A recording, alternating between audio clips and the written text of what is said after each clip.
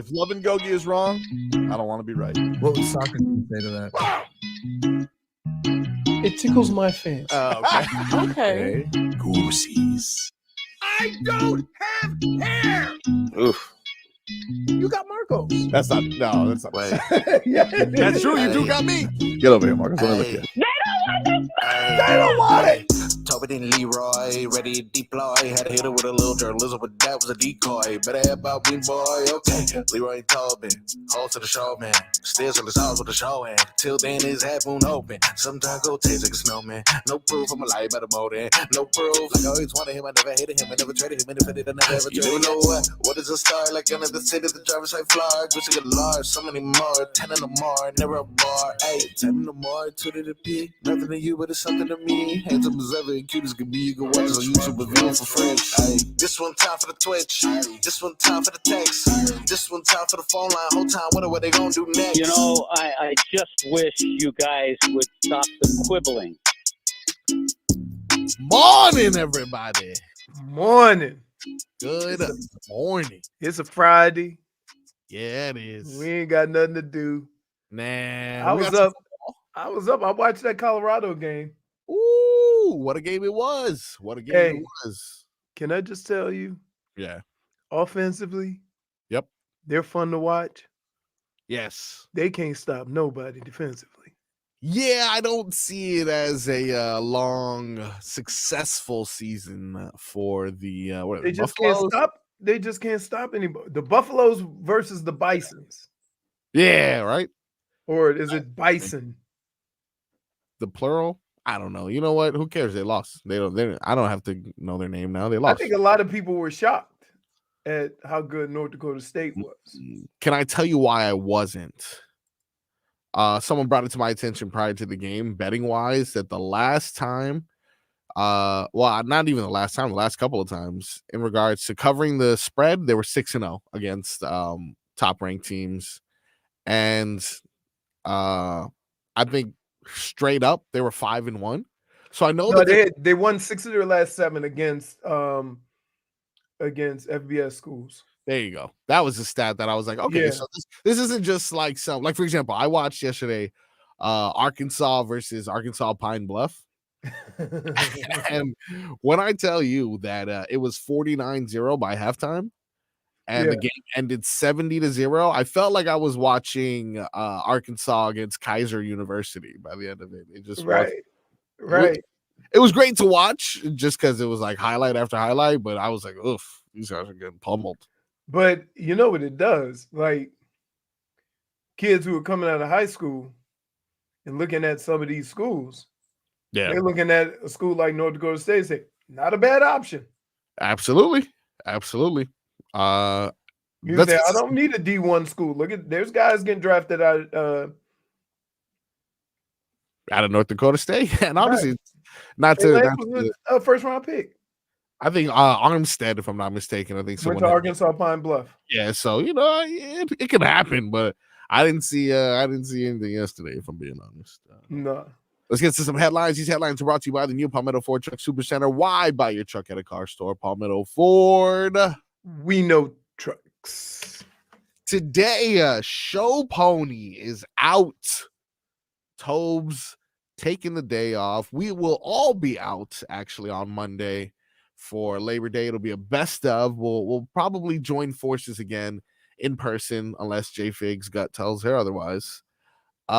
This upcoming Tuesday, we'll be able to reflect on the weekend's best moments. But we got an action-packed show today, all right? Let's not look ahead too far. Of course, since Tobin's out, we got to have a game. We got to have at least one game. I got a top 5 double dip list as well. And that is going to be the best Gators and Hurricanes to ever play for the Miami Dolphins. That's going to be our double dip today, right?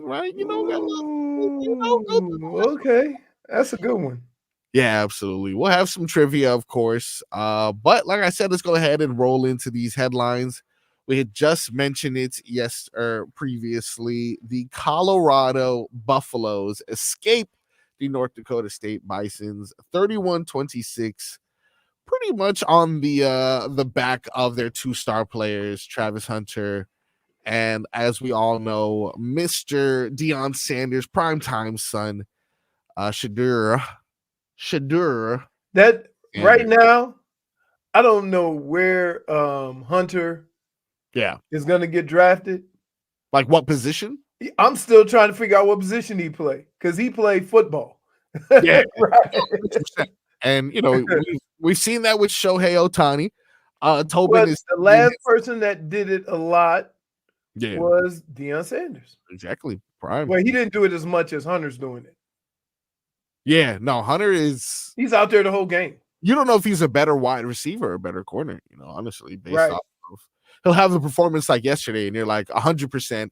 He needs to be a wide receiver coming out of the draft. Well, And then keep in mind they don't throw at him. and then he'll have another game. Well, he'll shut down the best receiver, and you're like, well, this guy needs to be a corner. Right. No way, though.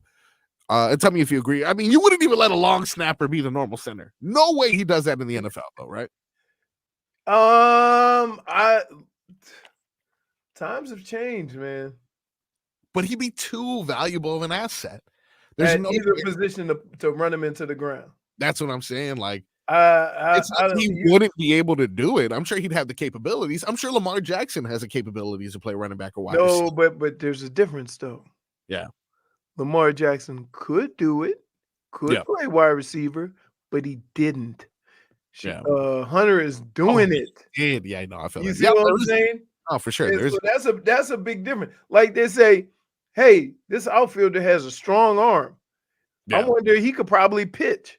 Shohei Ohtani is doing it. Yeah. And so to make the assumption that somebody's a great athlete and can do a lot of different things versus seeing somebody actually doing it is two different things. Yeah, no, you're 100% right. And it's hard to even think of another example because I'm thinking of, well, Deebo Samuel runs the ball from the backfield and also catches passes, but those are both offensive things. Yeah, There was a Heisman Trophy finalist. Yeah. Back in the day, I think his name was, he played for Holy Cross. Lockbaum, I think was his last. Gordy, was it Gordy Lockbaum? I can't think of his name. But he played both ways. You said he played for who? Holy Cross. A standout two-way player. Wow, in Division I football. Jeez. Yep. He played both ways, and he was a finalist for the Heisman. Wow. Okay. What intangibles, if I'm being honest. Yeah. Well, Holy Cross. I mean, come on. Early on, to say the least. Yeah. And I don't even know if he got a sniff in the NFL. Nope. In the 80s. Okay, cool. I was trying to figure out when was he doing. He was doing this in the 80s, so there were some players out there. But that was when I was in college. So that's all. Halfback, wide receiver on offense, cornerback on defense, and excelled as a kick returner. What? Yeah. The only other guy that here's a kicker. Yeah. Now here's a guy who didn't play the position he played in college and is a Hall of Famer. Huh. Brian Urlacher. Oh, in college, Brian Urlacher was a safety and a punt returner. Punt returner? What was his 40? Because I don't know. If I'm being honest, Brian Urlacher is one of the I think he went to Utah or Utah State. Yeah, he did, because he's one of the first people they give you. Actually, he played New Mexico. So look at his college. He played safety. And punt returner is the one that really, because you can be kind of slow at safety. I've seen that, but he had a 4. Oh my god! Okay, he ran a 4.5. I didn't realize that. Yeah. Okay. Yeah. So it's like it depends on where you go, because for some reason they saw him as a linebacker from the get-go. Yeah. You see what I'm saying? That doesn't always work. Because you have, so for example, I want to say Hines Ward was a quarterback.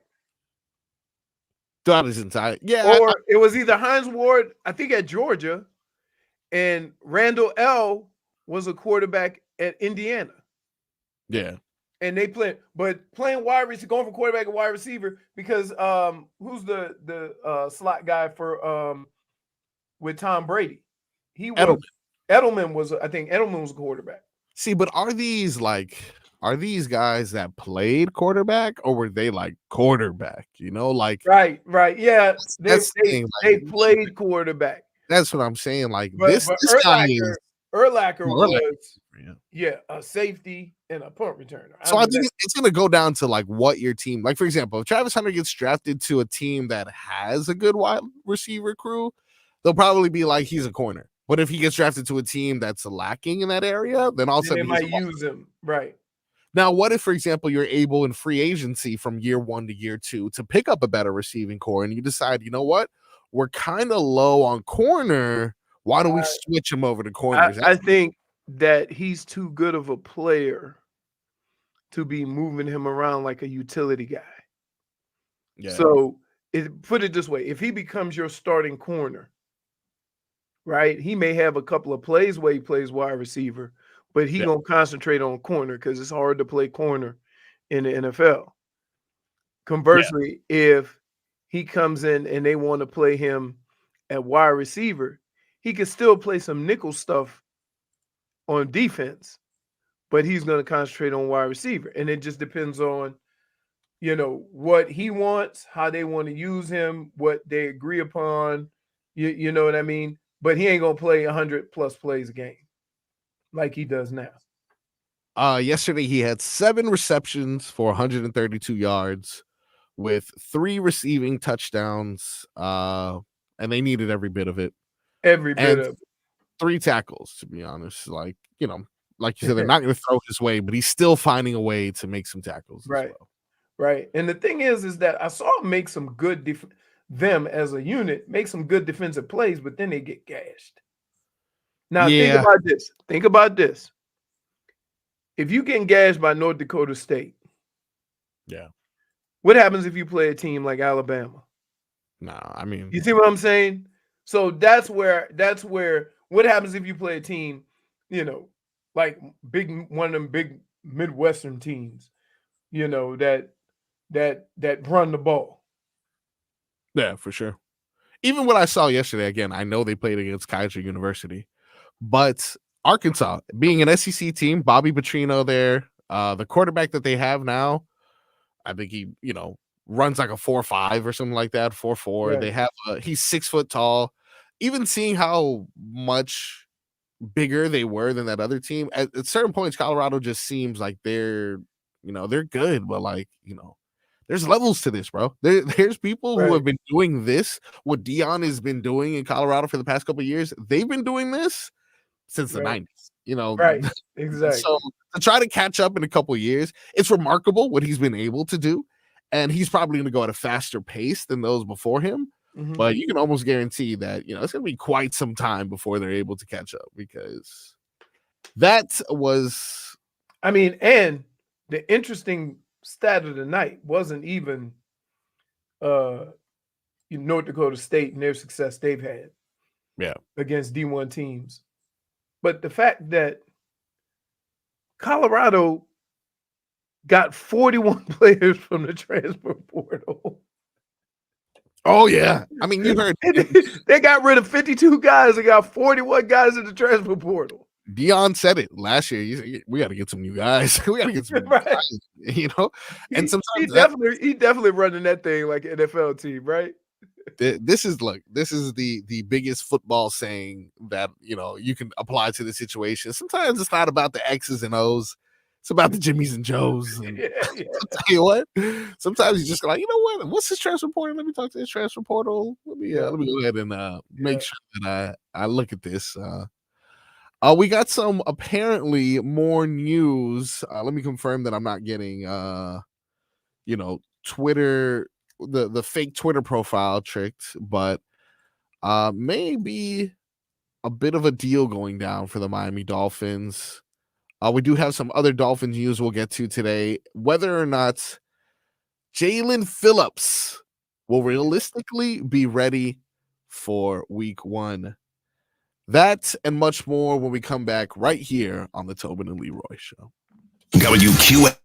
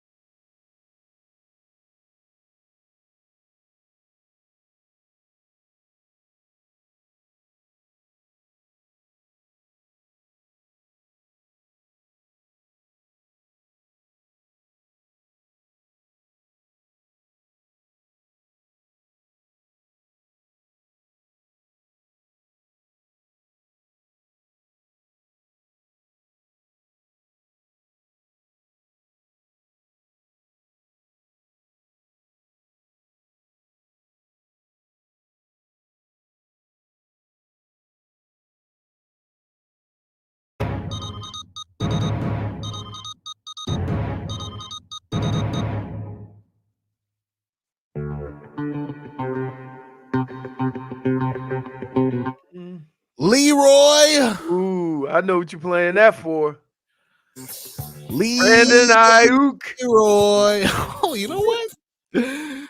Although Brandon Ayuk did make some money, that is not what I'm playing this for. Oh. Surprisingly, there is another money deal slightly more important than that one. What's that? This has been breaking through our chat, apparently, because they wouldn't shut up about it when we were on commercial break the whole time.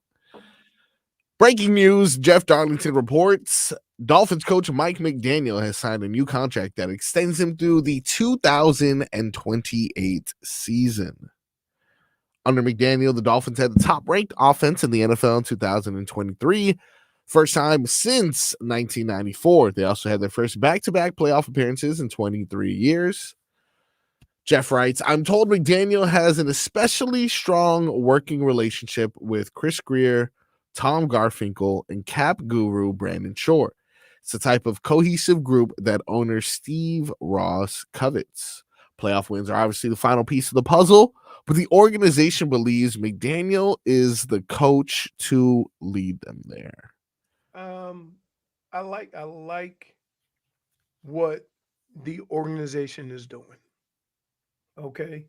Yeah. And basically what they did is this. They pulled a let's extend him now before it gets too expensive. Yeah, essentially. And see, and here's the thing.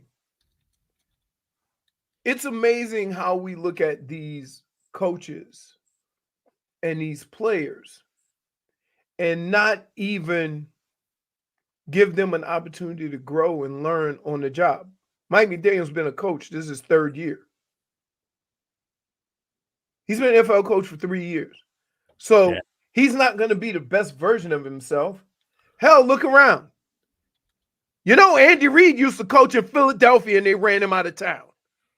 You know, straight NFC championship. You know, Bill Belichick used to coach in Cleveland, ran him out of town. Wait, you know, some might say the greatest coach in Don Shula got ran out of Indianapolis. Yeah, true. So for everybody to just make these claims that soon as you get the job, you are supposed to be the best version of yourself is ridiculous. Because I would like to go to your job the first day you walked in and put those same type of demands on you. Yeah. And your first comment would be, I just got here. This is my first week. Right? No, How many times have you called the place or gone into a place of business and they go, well, hold on a second. I'm new. Yeah. But yet these same people can't understand. Yes, you can be an excellent football coach. Yeah. But being a head coach is a little different. You seem angry for a guy he just got an extension. Why are you angry? Who, me? Yeah, you seem angry. I'm not angry. You got the money. Like, you people almost ran him out of town. No, but I'm just saying, like, just think of like what you hear about Mike. Oh, he can't do this. He can't. Yeah. He's been a head coach for 2 years. No, that is a point that people do forget. Like, they forget. Like, he just became a head coach. Just became a head coach. And so, yes. And guess what? And don't think that I've exempted him from criticism. I haven't. Yeah. I have said, listen, I understand this. He's been a coach for 2 years, a head coach for 2 years. And he needs to make better adjustments coming out in the second half. I've said that because the better teams with more established organizations, with more established coaches, with more established head coaches, right, are making adjustments at halftime, and he doesn't have an answer. And so they usually always start off great, and then in the second half slow down. Those are the things that you have to fix. Those are the things that come with being a coach. And you learn how to do these things. But to say oh, he hasn't done this, he hasn't done that. Really? Yeah. How often does it happen? How I'm often? seeing I'm seeing mixed reactions now. There are Sure. people who are saying, and I rightfully so. Al Macco writes here in the chat, good to see the Heat and Dolphins have a coaching identity for the foreseeable future. That is good to know that, It's we don't have to organization. When you think about, let's think about the 3 most successful organizations down here as of now. Yeah. Right? And I'm not including the Marlins, even though they have more championships than the Dolphins. Just stop. Stop with that. Don't bring that to me. I'm talking about right now. And they all have one thing in common. From the top to the bottom, everybody is on the same page. Everybody, there's not a bunch of turnover. They don't change coaches every 2 seconds. People aren't in and out. They are trying to build something consistent and build on a future in a consistent organization. You see when the Panthers did it with the players and the coach and the ownership and the GM, how that worked out. The Heat are the first. They've had it for a number of years. Just the consistency. They've had 2 people run this team, and the other person that run is still in the organization before Pat Riley. The only person that's not there is who's the he does TV now. Van Gundy. Van Gundy. Yeah. Okay. But the consistency that runs from the top to the bottom of the organization, they do it now with the Heat. The Heat are the best at it. They've done it for years. Now you're looking at the Panthers, and now look at the Dolphins. Okay. When you have that consistency, you have that continuity from the top to the bottom. That means that the relationships that you have when something needs to get fixed, you can go in there and leave your ego at the door and y'all can come together and fix it. Yeah, and it's good to see that they've done it at the coaching level. And, Chris Greer's been there forever. Obviously, it's at the management level. But this offseason alone, they've extended Tua, Waddle, Tyreek, Raheem. Right. They've given deals to people to try to establish that consistency, from the top to the bottom. So, right. I'll tell you what, Stephen Ross is doing his job. Stephen Ross, you said it. That guy he's busting out the bankroll and making sure that it goes to the right people. Right. So, except for Wilkins, should have kept. Yeah, that's my guy. Should have kept Wilkins, dude. That's my guy. And to be honest with you, that is a kind of wait and see kind of thing. Because if they struggle defensively, then we can say probably should have gave Wilkins some money. Right? Yeah. But if it works out, then we good. Now it's going to be a little difficult in the beginning because you're not going to have your whole complement of pass rushers. And I have a feeling that they are going to make a conscious effort, whoever they play, to run the football. And here's why. Here's why the Dolphins have to be excellent at stopping the run. If you run the ball well, you eat the clock. You eat the clock, you keep that high-powered offense off the field. You see? So it goes hand in hand. I don't care how good of offense you are. When you press, you get in trouble. Right? If they put you in a situation where you feel like it's 2 minutes, but it's the middle of the first quarter because they're eating up 9-10 minutes off the clock, right? Make you feel antsy. Yeah. Then you start pressing. And I don't care how good of an offense you are. That's how it is. Leroy, I think it's time to tickle Leroy's fancy. Oh, I'm ready. I got my day planned. Yeah. My weekend planned. We got that and much more coming up on the Tobin and Leroy Show. This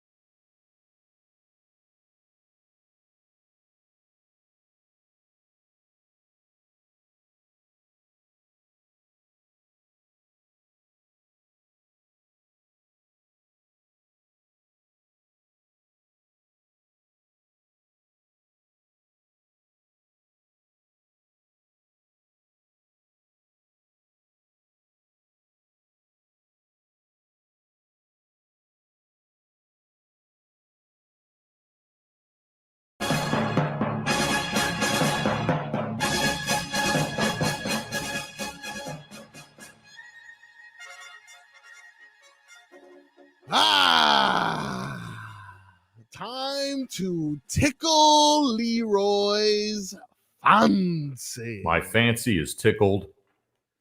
Leroy, What's up? got an extended weekend for you, buddy. Yeah. Extended weekend indeed. Mm-hmm. But it all begins tomorrow. Yes. There are some games today, but I'm Hey, gonna you know what? It's football. Yeah. So I look. I'm gonna get I gotta do some work in my backyard. So after work, I'm gonna start cleaning up a little bit because when I get up tomorrow, I'm not even golfing tomorrow. Oh, I'm gonna get up. I'm gonna pressure clean my patio.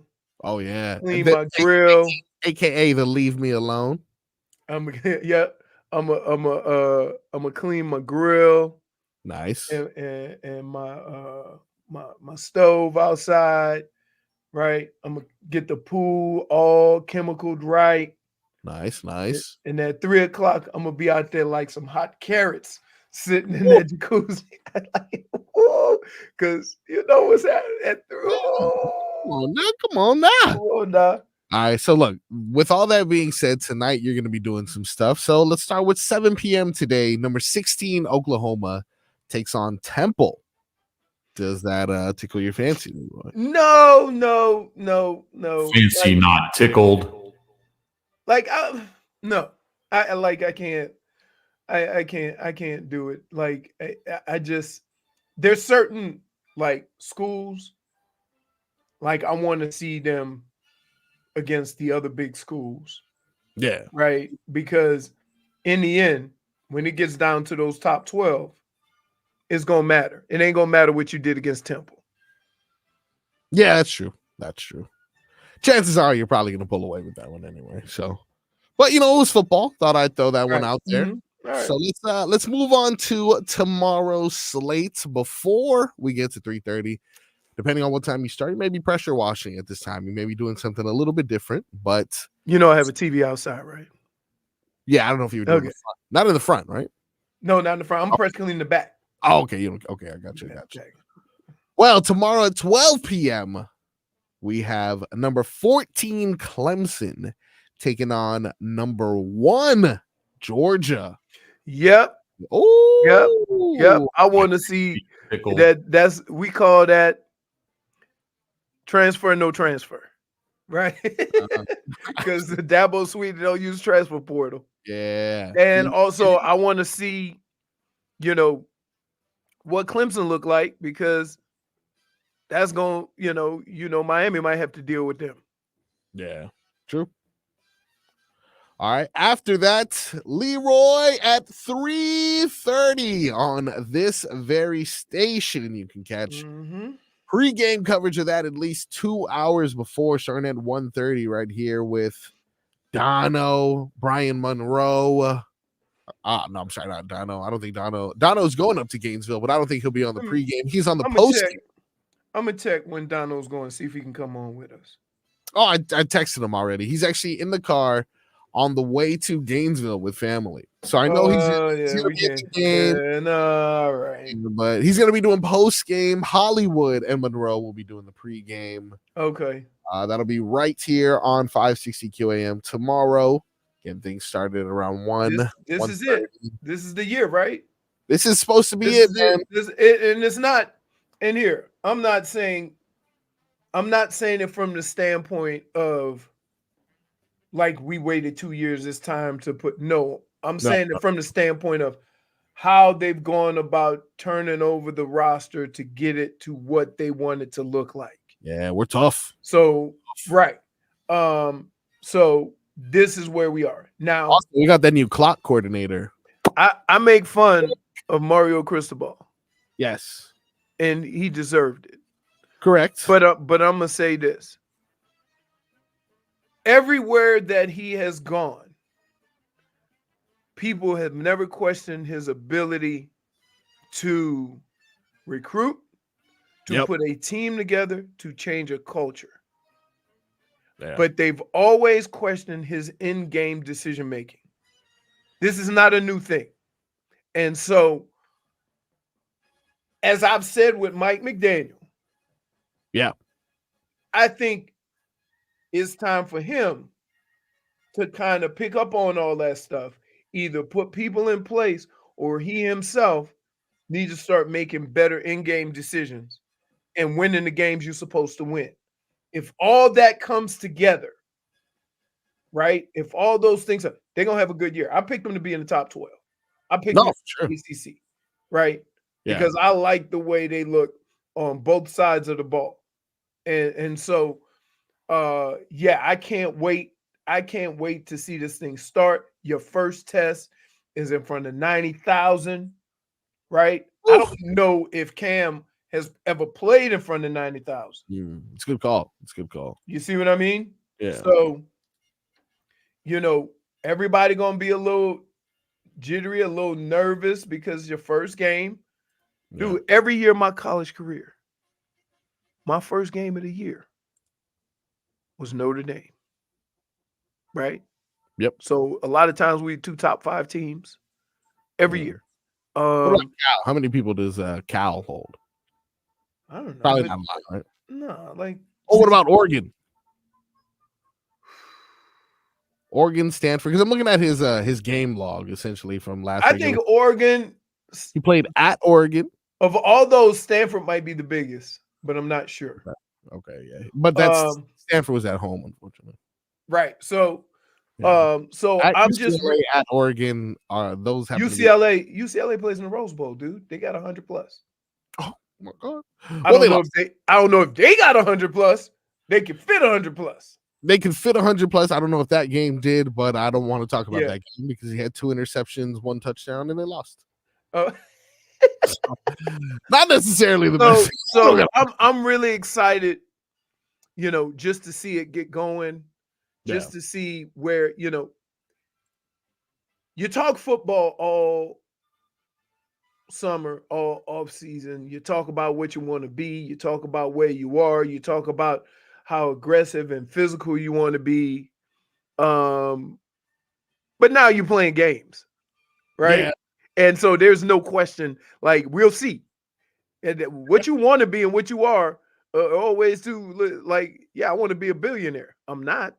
Yeah. You know what I mean? So we'll find out everyone always, every year I get the question. Right. The biggest thing for me in Miami, and I think one of the things he did was try to get this element out of the program, is it's okay to be aggressive. It's okay to be physical. Okay. But there's no need for the swag penalties, for the late hits, for that kind of stuff. Oh, and man, that's targeting. Right. Oh, so I think that's the kind of stuff he wanted to get out of the program. Yeah. And like, look, he's improved. They've gotten better.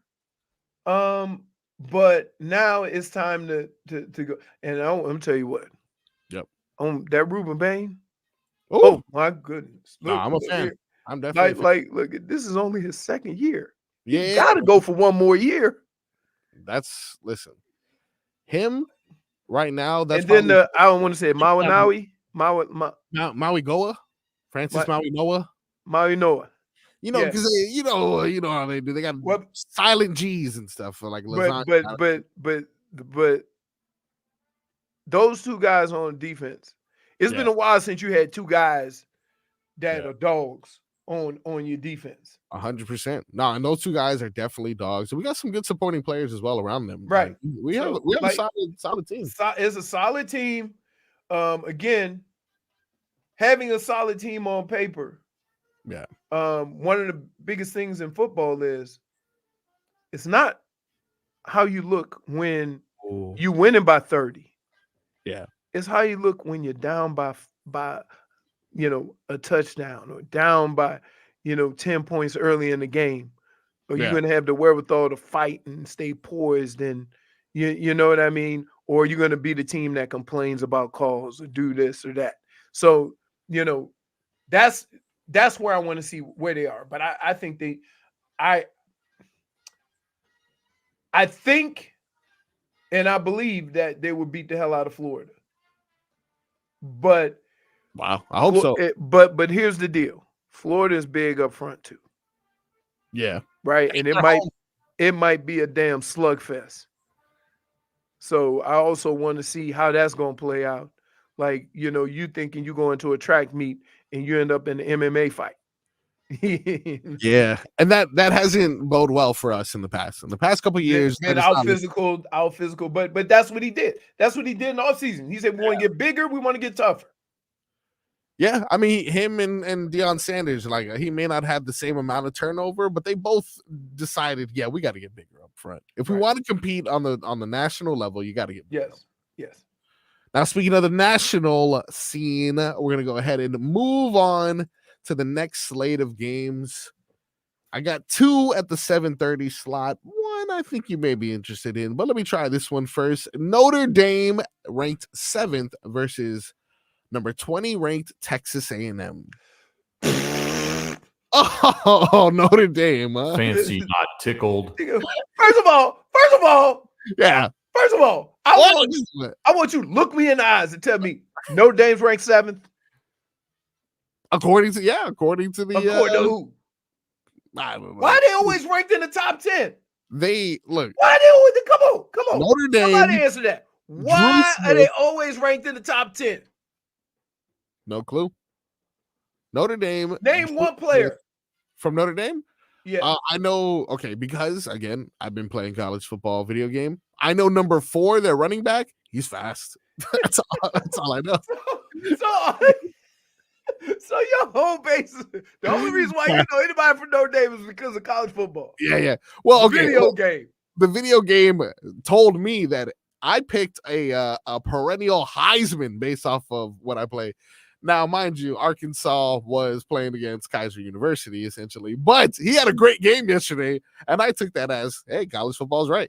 So, I know Notre Dame, you have a fast running back, but that's the only thing I know. I have no idea why they're ranked 7th. Okay, all right. But, no, you're not interested in that one. I'm feeling like you may be interested in this one around the same time slot. Fresno State takes on number 9, Michigan. Boy, here, and it's a little bit different situation. Yeah, but I'm getting the same vibes as Florida State. But here's the difference: Florida State did a lot of it last year with transfer portal guys. Yeah, right. Michigan didn't do that, but they got a lot of new guys playing. They got 15 guys drafted. Oh yeah, that turnaround. You'll see where they are as a program. If they had, good recruiting or not, or if they brought guys in, because you're going to be playing with a lot of new guys. So I'm going to watch, but I'm going to watch just to see, okay, some of these guys that are, now getting an opportunity to play. Some of these guys, you got a quarterback, running back. Now, I will say this. The only guy that I can say without for sure that can play is Edwards. Yeah, he was a backup to Corum. Good tight end too. Lovely. Yeah. And the tight end. So college football, it'll teach you things. So from that standpoint, hell is this number 18? Who's gonna throw it? That's the problem. Yeah, you see, so and I'm not saying they can't. I'm just saying I haven't seen it. What's this guy's name? He has a very questionable Origi. Is that his last name? Michigan's quarterback is extremely, and that's one thing that I like. Alex Orji. He's extremely mobile. Spell it. ORJI. What do you want me to do? What do you want me to do? Is it Ori? Oh, okay. Hold on. There's nothing I can do. What's his first name? Alex. That's going to be the projected starter for the Michigan Wolverines, and he can move. He's potentially one of the fastest quarterbacks in college football, but he is inaccurate. Based off of every experience I've had on my Xbox, he is inaccurate, dude. So, hey, listen, you better watch your Google history if you make sure you spell that correctly. All right, I don't want to. I don't want to have any reason as to why Big Spoon walks in on something she probably shouldn't. Yeah, hold on. Tell you, I mean, it's 8 letters, Leroy. Alex Orgy. or I'm telling you, I don't know what to make of that. Orgy. Correct. Hey, that's your boy. Saying? That's your boy. That's your boy. What are we doing? What are we doing? He is extremely mobile, but so he's basically like Shoelace. He's basically what was his name? Denard Robinson? Was that his name? Denard Robinson. Yeah, he's from down here. Yeah, exactly. Yeah, he may be a slightly more because I felt like Denard Robinson. He never sniffed quarterback when he went to the league. They were immediately. No, they moved him to wide receiver immediately. Everybody, listen. Let me tell you something. Yeah. You did think, he can run, and we can just move the wide receiver. Everybody can play football. Everybody can't get hit. It's true. Absolutely. Especially if you've been playing quarterback. You're getting hit like a quarterback. You're not getting hit like you ain't getting hit like you've been getting hit like a child. You ain't been getting hit like a man. They've been two-hand touching you this whole time. Leroy, the final game on the slate Sunday. You even got college football on a Sunday. How nice. They got college football on Monday too, though, don't they? They do, actually. Florida State. How are they? Okay, hold on. Maybe the ranking thing hasn't updated yet. But they're still at 10 on my list, and because the rankings change on Monday. Okay. Well, those losers play on Monday, but before we get to them on Sunday, number 23 USC takes on number 13 LSU. Yeah, that tickles your fancy. My fancy is tickled. First of all, it's on Sunday. Yeah, you ain't got nothing else to do. Correct. Right? Nope. And everybody, these SEC schools who get 9 teams ranked in the top 15, I always am curious to see how they look in the beginning of the season. Where they playing? They playing at Jerry's World. Are they both? Dallas. Wow. Yeah, they're playing in Dallas. Yeah. Right? For this specific game, or are you talking about like for this specific game? Gotcha. I think they're playing in Dallas.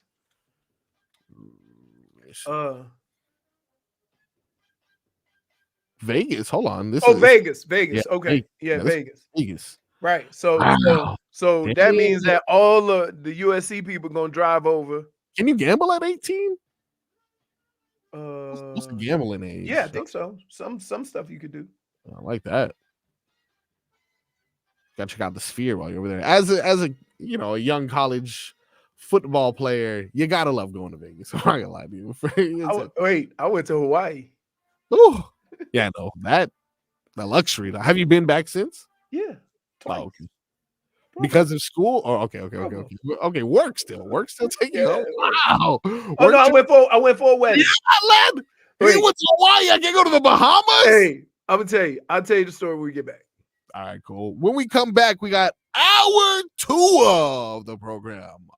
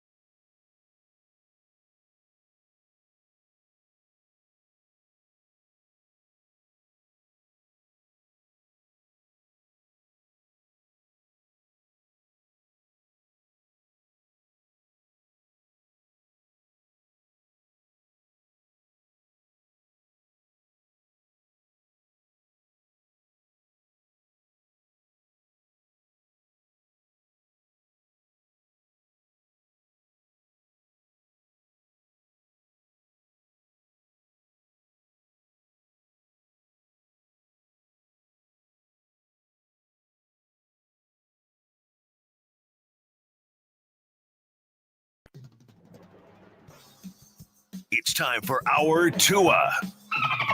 It's our Tua. It's our Tua. It's our Tua. Tua, Tua, Tua. Tonga Valoa. Not Tua Tagovailoa. A for effort. Dolphins quarterback. Tua. It's our Tua. It's our Tua. Tua. Tua, Tua, Tua.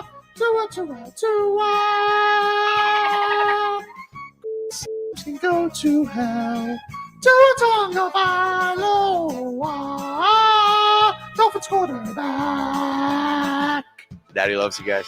Our Tua with Tobin and Leroy. Check the history of food.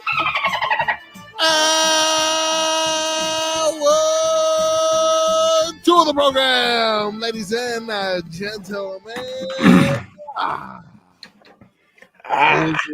Leroy. Tobin is out. Unfortunately, he is out today.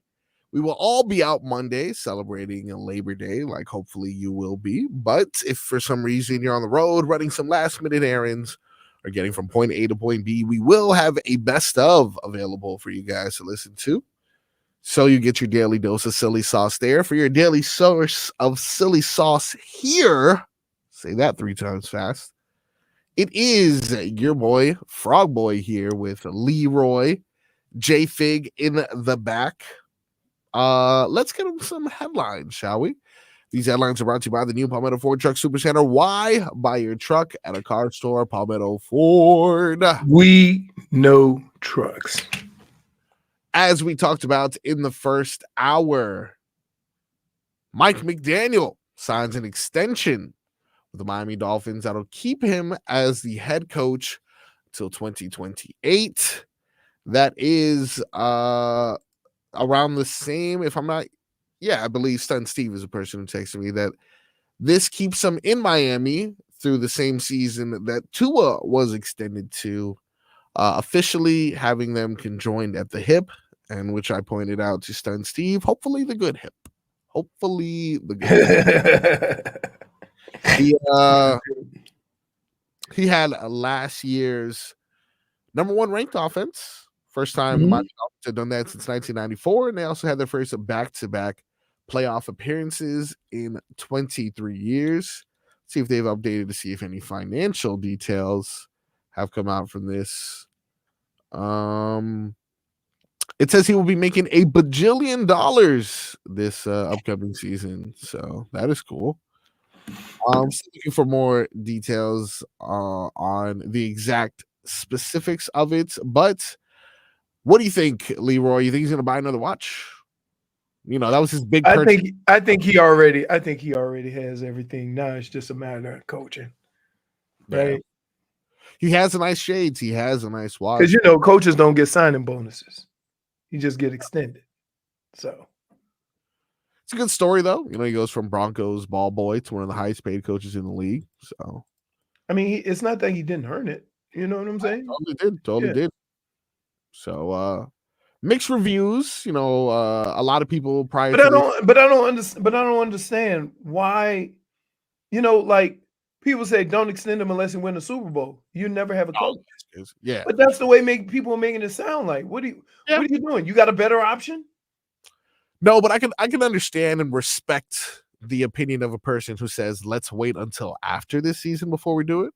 But then I can understand where I know you'd say, well, that price goes up then. I don't like it. It has him extending a coach. Yeah, has no effect on anything monetarily from the team. And just because you get extended, don't mean you can't get fired. Like, I don't understand what the problem is. You see what I mean? Like, you can still fire your coach. The last coach, Flores, got fired with years left on his contract. So what are we talking about? It's not like the players. The players get cut, you get nothing. You don't get you can sign a 10-year contract. And as soon as that signing bonus, they can take the hit off of that. They can cut you. You don't get another penny of it. So now, does Javon Holland see this and was like, "What the hell? What's going on here?" The coach getting signed has nothing to do with his money. Mm. Nothing. So you don't It think has he's nothing to do with salary cap. It has nothing to do with any of that. But I will say this: Yeah. As soon as the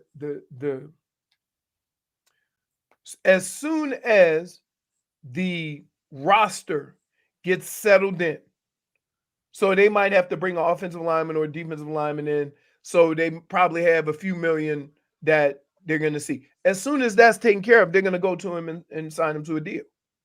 Mm. But first and foremost, they have to figure out after the first couple of weeks, we better get some help here. We better get some help here. We better work out a trade here. We better do this to try to shore up, the things that we need to take care of right now. And that might require money. So that's why, like, Javon Holland probably shouldn't worry a little bit as much as people think, he should. Yeah. No, it makes sense. It definitely does. I understand the continuity that Stephen Ross is attempting to build. I understand, whatever concerns people may express, but I think everyone pretty soon is going to feel like this was the right move. Let me just say this. One of the worst qualities of a fan, okay, is if it don't work out right away, you want to change. Yeah. That ain't the way to go in sports, to keep having turnover. And for some reason, they can't comprehend that. Right? Most of your successful football organizations have consistency at the GM, consistency at the coach, consistency at the quarterback. Those are facts. Just go around, look. Yeah, for sure. Usually, we talked about Brady was quarterback for 20 years, Belichick, this, right.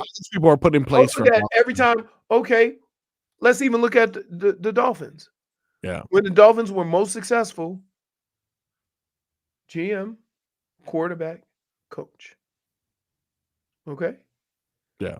You look at, I would say even go to some of the other organizations. You look at San Francisco when they had their run. Pittsburgh when they had their run. Look at Pittsburgh now. They got a coach that ain't never had a losing season. They want to run him out of town because he ain't won a Super Bowl. Okay, you want to start that process over? Like, I get it. Everybody want to win a championship. I understand that. I'm not mad at you for wanting to win a playoff game. I'm not. But also sit back and say, what gives us the best opportunity to accomplish this? For 2 years, I've been fighting about this. Say, let's get another quarterback. Let's get who? Like, you always want to change players and get new players, but you never have an answer as to who. You just say anybody. Oh, we can go get another quarterback, then draft a quarterback until in this offense. No, it don't work like that. No, trust me. I named every possible option, and it was never. They were all garbage. But they were mobile, though. Remember that? That was good. What a fun summer. But this offense is not built on mobility. This offense is built on quick, accurate passes, which limits your talent pool, probably cuts 75% of it. Yeah. Okay? Hey, you know what? Bring Jameis Winston in. He could push to. No, he can't.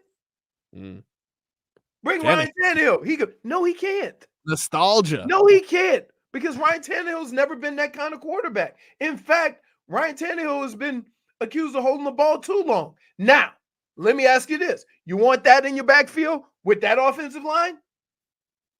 No. Okay. But I'd rather that than Skylar Thompson. But we're not here for that. Ryan Tannehill is not in the We talked about Mike McDaniel securing that Munyon, another person who you thought I was talking about earlier who secured that bag.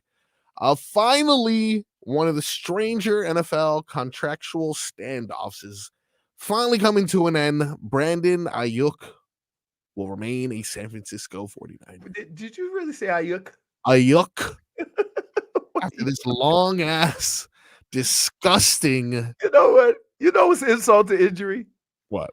These players are holding in. Like so they can't get fined, but they ain't doing nothing. Really? And it's been like That's like that would be the equivalent to me being in a dispute with Odyssey and Lynn, and I just show up and don't talk. It's just I'm just saying, I'm here. Well, I'm still getting paid for today's work, but I'm not. Yeah. And every time we go to you, we're like, Leroy, what do you think of this? You just nod your head. It's just like essentially what you do during that's a win, that's a loss. Yeah, if that was you the entire show. Listen, I have bitten on a lot of Show Ponies bits. Yeah. To the point where it has made me incensed and angry and so pissed off that a professional who loves talking about sports is talking about toes and stuff like that being a catalyst for good football. Right? Yeah. But I'm not playing. But I'm not playing that's when that's lost. Because here's the deal. Right? You ain't never right. Never. Your team could end up 11-6, right? But it ain't never the 11 wins that you picked. No, never. Never are you accurate 100%. Right. So, like, it's a wasted. It's just let's mess with Leroy. Except for this year. This year, I'm 100% sure that my picks are going to go through. Although I forgot what they were. Yeah, I got you. So, yeah. He secured that money for a 4-year deal worth $120 million with $76 million guaranteed. Leroy, would you like to hear who the highest paid wide receivers in the NFL are now following this deal? I know what they are. He's the 5th receiver to get over $30 million a year. He is. It's him. It's CeeDee Lamb.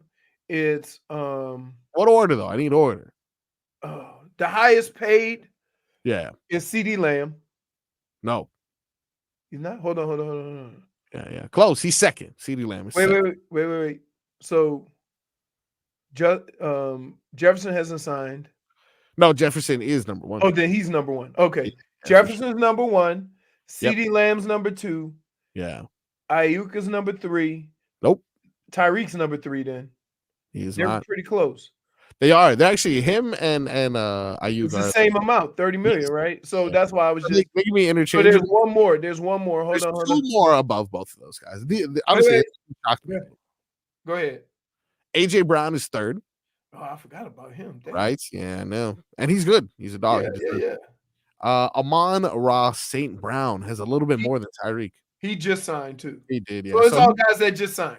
Exactly. Waddle comes in after that, and then Devontae Adams rounds out the list. And Devontae Adams was the first one to sign out of everybody. Yeah, absolutely. And I mean, sometimes it's like good because you can set the market, but then a year goes by and there's 7 receivers above you, and you're like, but keep in mind. Yeah. Who's the stud? AJ Brown's the stud on that team. No, okay, but Devontae Smith is different than Devontae Adams because I'm sorry. Yeah, I thought it was Devontae Smith was the first one to sign. Because remember he signed this offseason. Yeah, and everybody was saying, look at the money he got. No, I thought you were talking about Devontae Adams. No, I meant Devontae Smith. But Devontae Adams, yeah. Okay. Yeah. That's why I'm like, he just wasting. Listen. He wasting in Vegas. He ain't got to worry about rain or snow and nothing like that. But he just And it really is a black hole. Randy Moss spent some time over there. Jerry Rice spent some time over there. Yeah. But keep in mind, though, dude, when in the 80s and 90s, they were the real deal. No, they were the real deal for sure. Yeah. And they still based like their whole thought process was what Mike McDaniel is now. Speed. Yeah. If you could run, the Raiders was drafting you.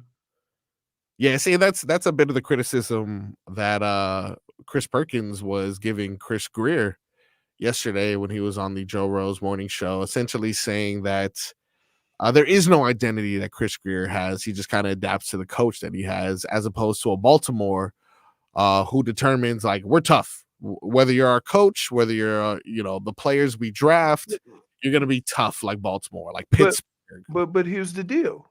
Yeah. But they are. Yeah. They say we're gonna be the fastest team in the NFL. No, that's it. So that's their identity. Like, why would he say? Daniels, Like, maybe you don't want, but here's what I will also say to defend Perk. All right. Okay. Because fast don't win in December and January. That's true. And I've been saying this for a couple of years. There comes a time in every game when you got to line up, buckle your chin strap, and get a first down. Are they capable of doing that? Not with the sideways runs, not with the quick passes, but I'm saying, hey, all we need is a first down and we're going to run it down your throat. The teams that can do that are the teams that usually have the most success in December and January. That's a fact, because at any point in time, they can end the game. So that's why that's why Perk talks about the physical teams. When you look at what Baltimore is, what Pittsburgh is, what Kansas City was more physical than us. Right, right, exactly. Kansas City.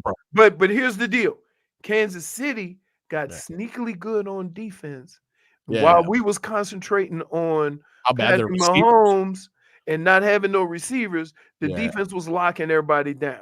So, having Patrick Mahomes was great, but last year you tip your cap to that defense last year. Yeah, and even like small parts that you wouldn't expect, like Pacheco running like he was just always angry, like he just arms and legs just running, right? But that's it. That's part of being. You don't listen. Hold on now. Yeah, you don't have to be big to be tough. Very true. Like it helps though. Huh? Oh well, it helps though. Sure. You see, you think Baltimore did something for their identity, going to get Henry? Yeah, for sure. Philly did the same thing. They added Saquon. Right. So understand the teams that are considered contenders have gotten a guy, not for the moments where, the quarterback throw for 300 and run 400.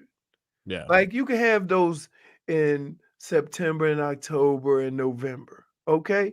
Yeah. But when you get into December and November, late November and January, and you trying to win a championship, and you turn around and look and say, we got Henry.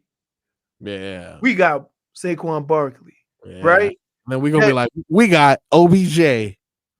No. Not the same. Not the same, actually. But there's and look, again, I'm gonna say this. Yeah. You don't have to have a big back to do it. But your mentality as an offensive unit has to be able to handle those situations. So we'll see. It'll present itself earlier in the season. Yep.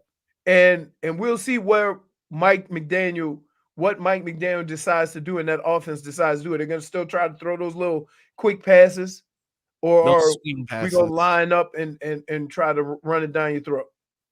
Well, we'll find out when the season begins. But before that season can begin, we have another one beginning tomorrow. The Canes will take on the Gators. We'll look at the lines, see if we can put a couple chili peppers on that thing. We'll do that and more when we come back on the Tobin and Leroy Show.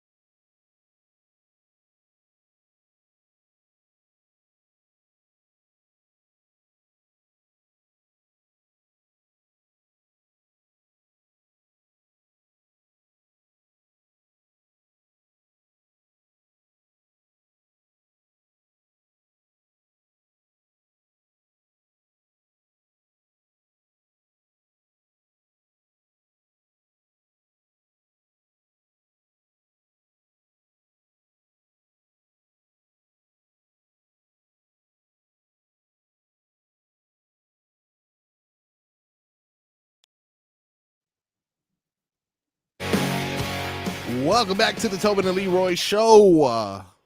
Live on YouTube, Twitch, Miami 560 WQAM. Hey, all those country fans out there, the great country show, Stars and Strings, is coming back to Hard Rock Live on November 14th. We've got a chance for you to win tickets to see Jordan Davis, Riley Green, Parker McCullum, and more. To enter, text the word live to 20357. That's live, LIVE, to 20357. You could win a pair of tickets to see Stars and Strings. Leroy, What's up? can I get a weather report, please? Woo! Hey, Yes. so I don't know what the hell's going on out here in this South Florida, All right. but the winds look like they're now coming from, still coming out of the east, southeast. But it was sunny this morning, and then when the show started, it was pouring. Now it's sunny again. I'm gonna say winds are 12 to 15 miles an hour out of the east, southeast. It is partly cloudy, but it's waves of rain coming through, and there are heavy rains every now and then. And it's about, I'm gonna say right around 90, 85, 90 degrees, but it's weird weather because it's not anything that, it's just rain. No storms or nothing in the, I don't know. No, I completely agree. It is like, cloudy here. J Fig mentioned it's cloudy by her and Kendall. And I'm looking at the weather report now. It does say isolated thunderstorms. So some areas are probably receiving like mass amounts of rain, and everything else is like preparing for it because it does have scattered thunderstorms. It has it listed at 88 degrees. What direction did you say the wind was coming out of, Leroy?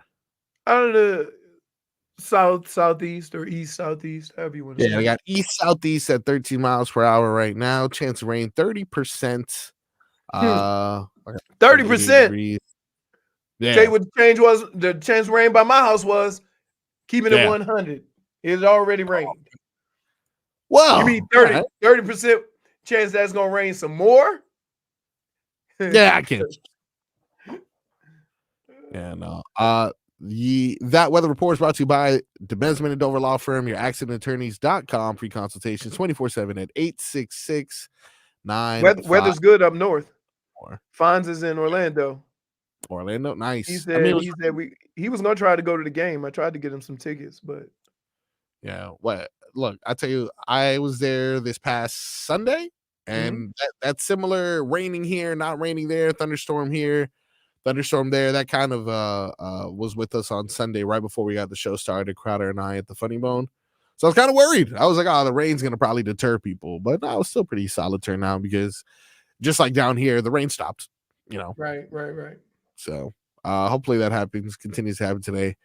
Do have one more liner though. I know I've been reading quite a bit of them, and then we'll take a quick break and we'll come back with some chili peppers. So at the very least, we can win you some damn money. But you can join us. You can join the WQAM on air staff at Smoke on the Water in Weston for whiskey, stars, and cigars. What we smoking? Wednesday. I've never really had I know Cuban cigars are good, but you know why I don't like cigars? It's weird. Yeah. I don't like cigarettes, cigars, wacky tobacco. I don't like the smoke that I put in my own face. Yeah, I think that's an athlete thing. I don't like hands near my face. I like the smoke. It just feel like it's smothering me. So I never got into any of that. That's all right. You like whiskey though. Yeah. All right. Well, perfect. Yeah, don't be having that booty whiskey. We don't need that. That tastes like ash. Oh my! Hey, so wait. The guys came over the house. I got a nice bottle of scotch. We all poured a glass, right? And we're like, "This is garbage." I wanted to take it back and beat some guy over the head with it. I'm like, on Wednesday, say like Forrest Gump tastes like cigarettes. It got horrible reviews from you and Tobin. So I'm positive that was just as bad as you guys had mentioned. I'm a Woodford Reserve guy, even though I think that's like bourbon, but I also take Jameson, Irish whiskey. I like whiskey. Never necessarily had a real cigar to tell you what cigar I like, but I have the opportunity to do both on Wednesday, September 25th, presented by Edmore's Sawgrass Auto Mall. Enjoy fine whiskey, a good cigar, and Dolphins, Canes, Heat, and Panthers conversation with the WQAM staff. It's free to attend. You just got to RSVP at WQAM.com, which will get you an invite. And it also gets you a complimentary cigar. Must be over 21. Drink responsibly. Talk sports with WQAM on-air staff at Whiskey Stars and Cigars Wednesday, September 25th at Smoke on the Water in Weston. Again, that is presented by Ed Morris, Sawgrass Auto Mall, sponsored by the injury law firm of Judah and Cohen. Jesus. All right. With that being said, we're going to go ahead and take a quick break and come back and see if we can win some money this weekend. Yeah. The Hurricanes and the Gators, some chili peppers, baby. That and much more when we come back on the Tobin and Leroy show.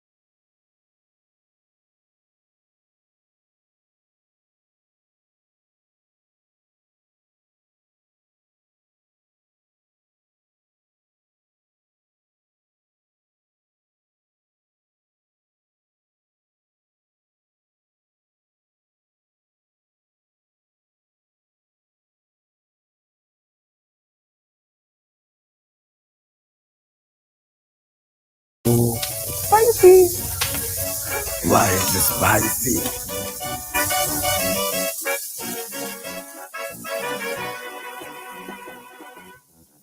Welcome back to the Tobin and Leroy show.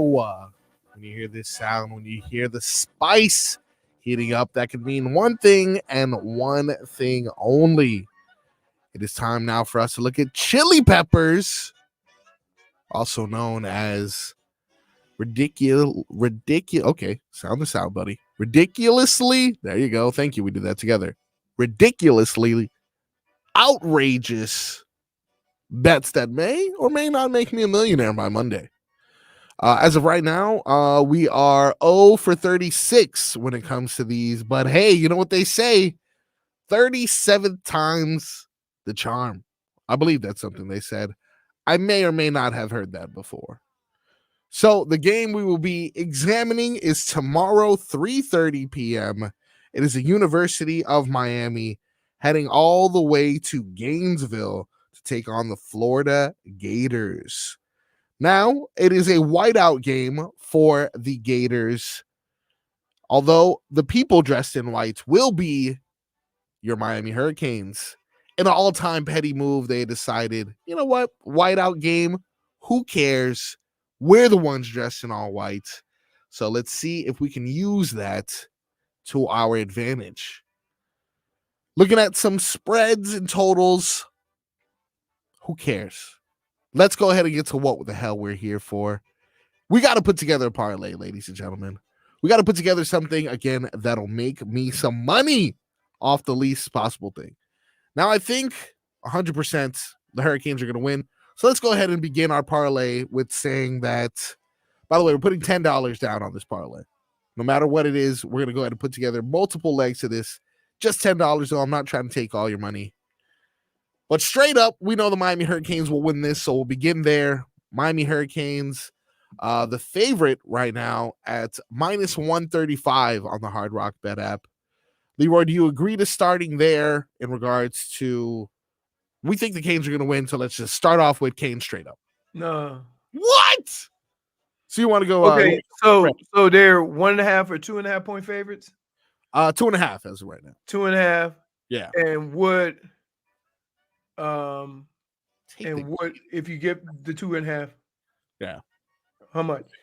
2.5 is 110, minus 110. So was like it's a field goal. Yeah. You think they're gonna win by a point?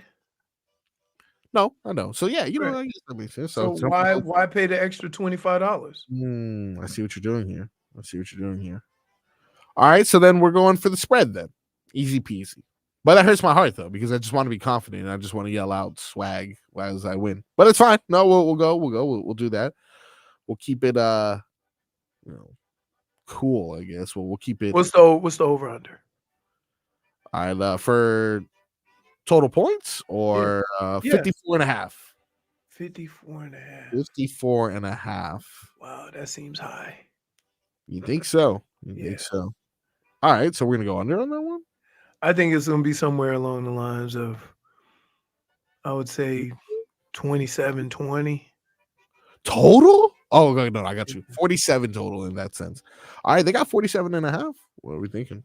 I don't know if Florida could score that many points.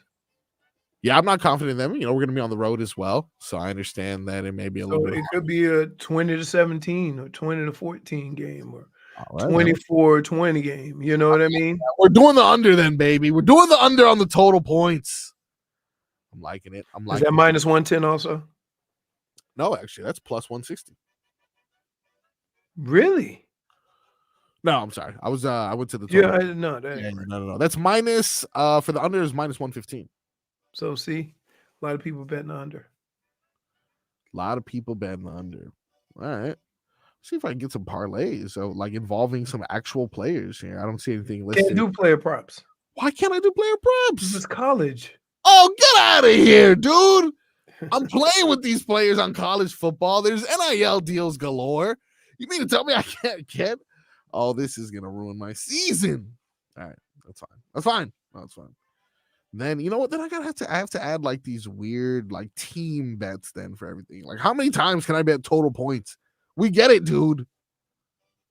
Okay, so then how about this? We'll do game specials or just to add to the value. Total points. Do you think it's going to be an odd number at minus 155 or an even number at plus 120? Just the total ended up odd or even? Is it going to be odd?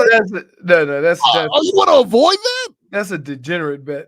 I mean, I can't bet on a player, But if I'm betting red black, yeah, see, right? If I'm betting red black, I'm not gonna bet it at minus money. So then you see what I'm saying? Even is at plus 120. You know why? Why is that?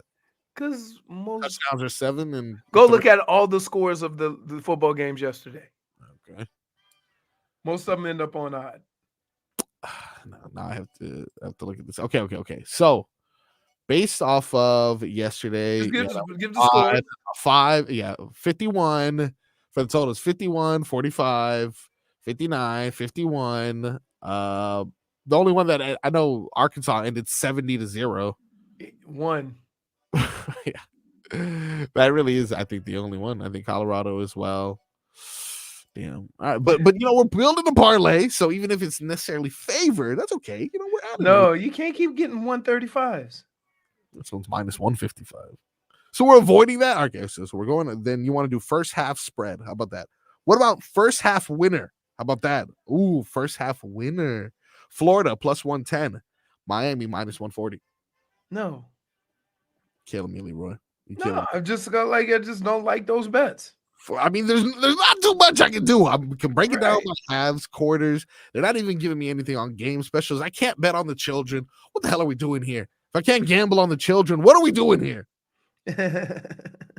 All right, so you know what? Then first half winner, I feel like I'm gonna pick the Canes, baby. I'm gonna go full Canes, bro. This is a full Canes, bro, bet. And second half winner, if I think the Canes are gonna win the first half, because they could win the first half so much, and then take their foot off the gas in the second half and end up losing the second half. Well, it was a blowout in the first half. Yeah, then they're playing conservative, another team playing catch up, and they scored 20, but not. We're gonna try to dust them, right, Leroy? We're gonna try. Hey. Now you listen. Yeah. Make your betting make sense. Do you want to win or you just want to bet? I think I just want to bet.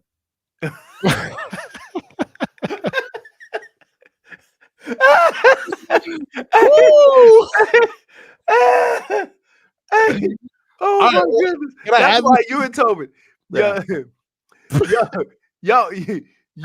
and Tobin can go and play your $7,000 parlays. Oh yeah, that's and good. I'm just nickel and dime them. You know what I'm saying? What about second half total points? No.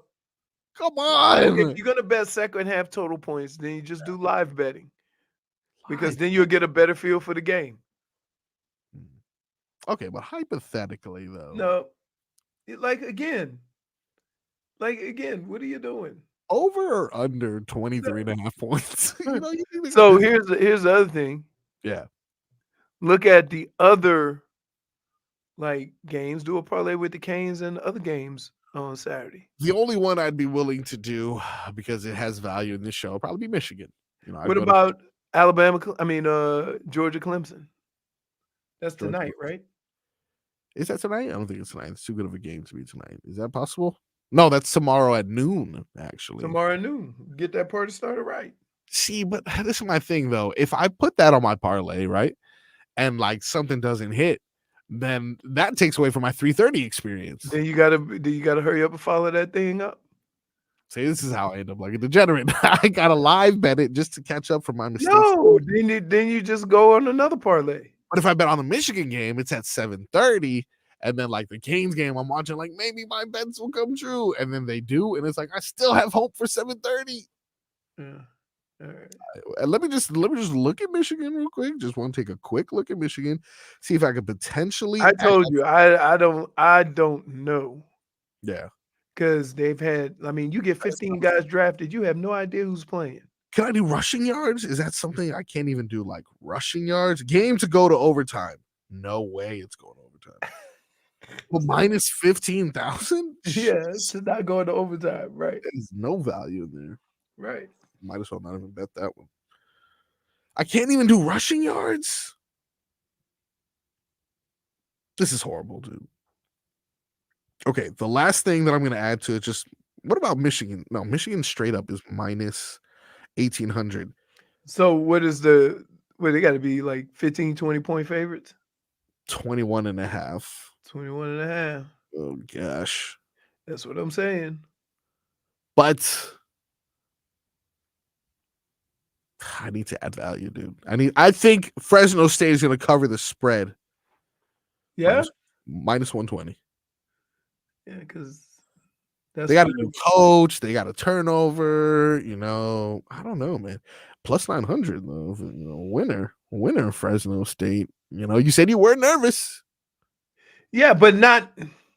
Look, yeah. Here's how they at least think something. But then in this way, I know they were wrong. Yeah. Because they had Florida State 10th. Correct. And everybody was telling me Florida State got no chance because they did everything through the transfer portal. Yeah. They have no recruits. So that being said, it just makes me raise an eyebrow to Michigan without really knowing what they've done. But I know they didn't do a lot of stuff with the transfer portal. So, all right. So then I'm going to say Fresno State is going to cover the spread. Yeah. 21 and a half. Okay. 21 and a half. They're going to cover the spread. And I will declare, if I declare Michigan the winner, that does nothing because they're minus 1,800. And why would you take because it's a 21-point spread. They could win by 14. Michigan total points. Will they have? This is the final one, Leroy. And this is pretty even. Even money on both sides. Over is minus 120. Under is minus 110. Michigan total points at 33 and a half. Michigan themselves? Yeah. Or what's the game? The game is at 46 and a half. So they're saying basically that Fresno State won't score 2 touchdowns. That's what they're saying. I mean, the spread is. I'll go over Michigan 33. Over Michigan? All right. Yeah, because they're basically saying. Ooh. They're basically saying, I got profit boost available. What does that mean? Yeah. Oh, I'm gonna be rich, Leroy. It's gonna be great. Are you ready to hear what our 5-bet parlay comes out to? First of all, I didn't even know what it is. You named 17 games. Yeah, I did, but I will refresh your memory. We have Miami, Florida, covering the spread of minus 2.5. Okay. Easy, right? This seems fair. That seems fair. It's a good bet. Total points for Miami versus Florida, I have 54.5 under. Okay. I like that. Okay, we're logical so far. 2 steps were logical. Last time we put together a parlay, it was pretty good. All right. This is where it gets a little crazy now. I know you don't like these. I got Miami as the first half winner. Come on, Leroy. Come on. First of all, let me explain to you how this works. Okay. Just in sports. Yeah. Normally, the home team has that energy. Yeah. Right? And they come out early. Yeah. So I would never bet first half nothing, and I would only bet second half if it was a live bet. All right, I've removed that from our parlay. Thank we you. now have a 4-leg parlay. Not as fun, but you know what? It's fine. Not as fun. Not as fun. Fresno State versus Michigan. So we have the 2 that you agreed with, Miami, Florida. Yeah. You're totally fine with that one. Yeah. 2 more before we go to break. Fresno State at Michigan. I got Fresno State covering the spread. I don't like it. They 20 might not score. They literally might not score. But what about the transfer portal stuff you were saying? Michigan didn't do it with transfer portal. Oh, that's right. But what about the turnover you were saying? A lot of turnover. Still Fresno State. Yeah, no. I mean, you can leave it. All right, but if that's the one that doesn't go through, then we can all just agree that it's Tobin's fault. Now, Michigan total point. This is the last one. It's a 4-leg parlay, Leroy. Take my name off of it. Come what? Okay, fine. No, I'll take it, please. Switch it to Michigan. All right. Michigan is going to cover the spread. That's what we're adding to this. Yeah. All right, cool. And then now I'm going to take that last one out. What do you think of the other one that we put though? The over 33.5 total points. Yes. Because you do understand that if you do over 33.5, right? The chances of like now you're saying that in order to win, Fresno State got to score 2 touchdowns. All right, so Michigan to cover the spread and Michigan to be over 33.5 points. That adds value.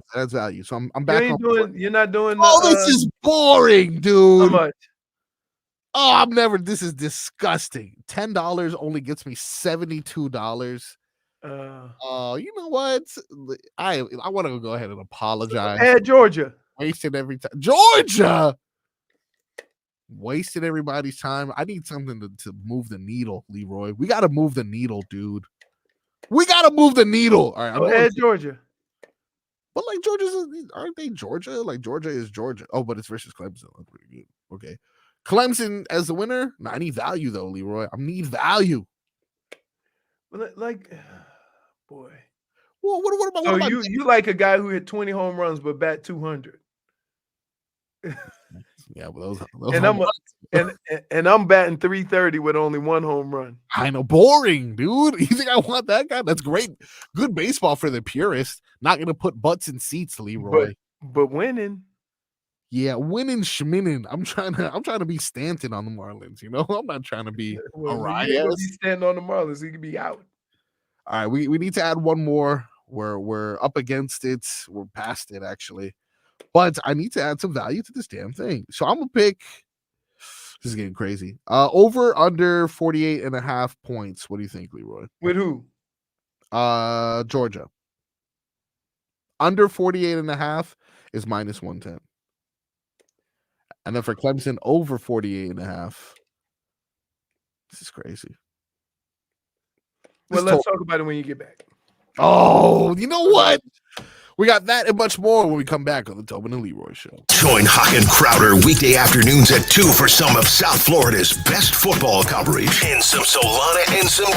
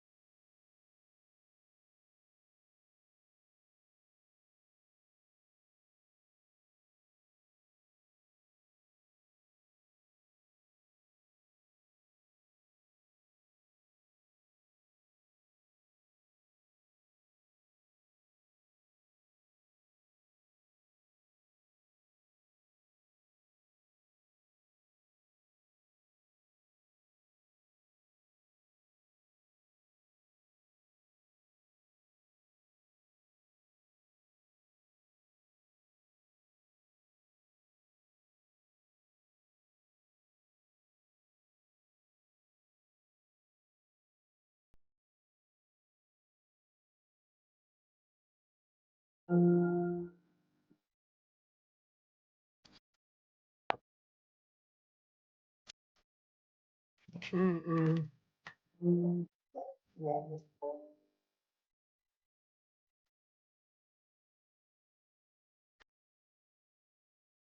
back to the Tobin and Leroy show. Frog Boy in for Tobin and for Frog Boy. We will all be out next Monday as it is Labor Day, so you'll be hearing a best of version of the show. In the meantime, Leroy here holding it down with your boy and J-Fig in the background here. Let's go ahead and get to it. A little late to start this hour, so we will get right into it. These headlines are brought to you by the new Palmetto Ford Truck Supercenter.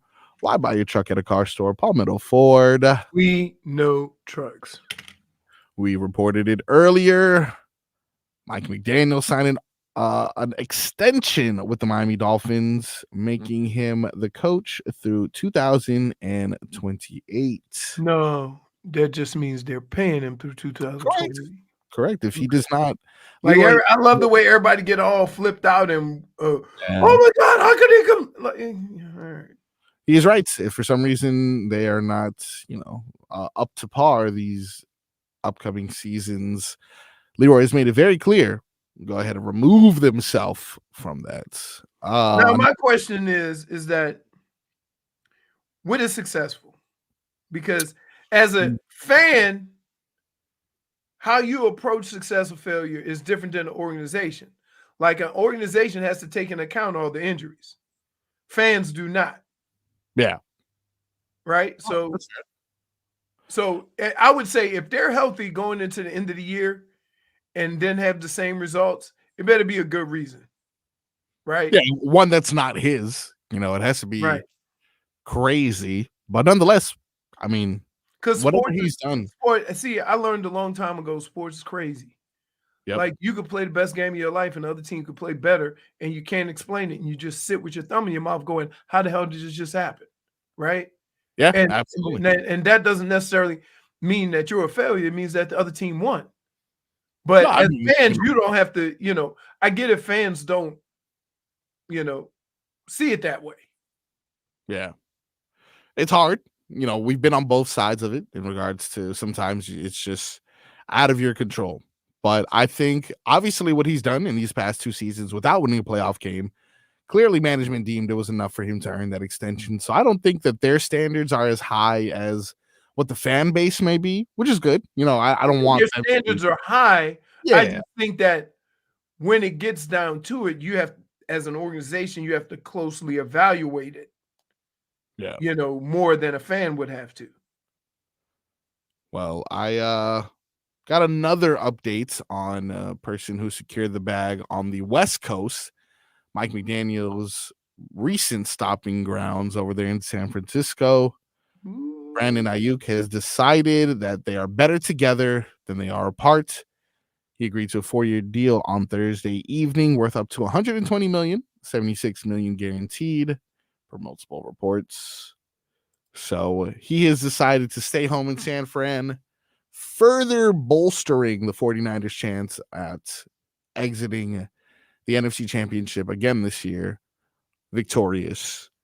A couple other things I wanted to touch here, Leroy. The Florida Panthers going to be a lot easier to watch next year. Do you know where that is going to be, my friend, as they are no longer with Bally?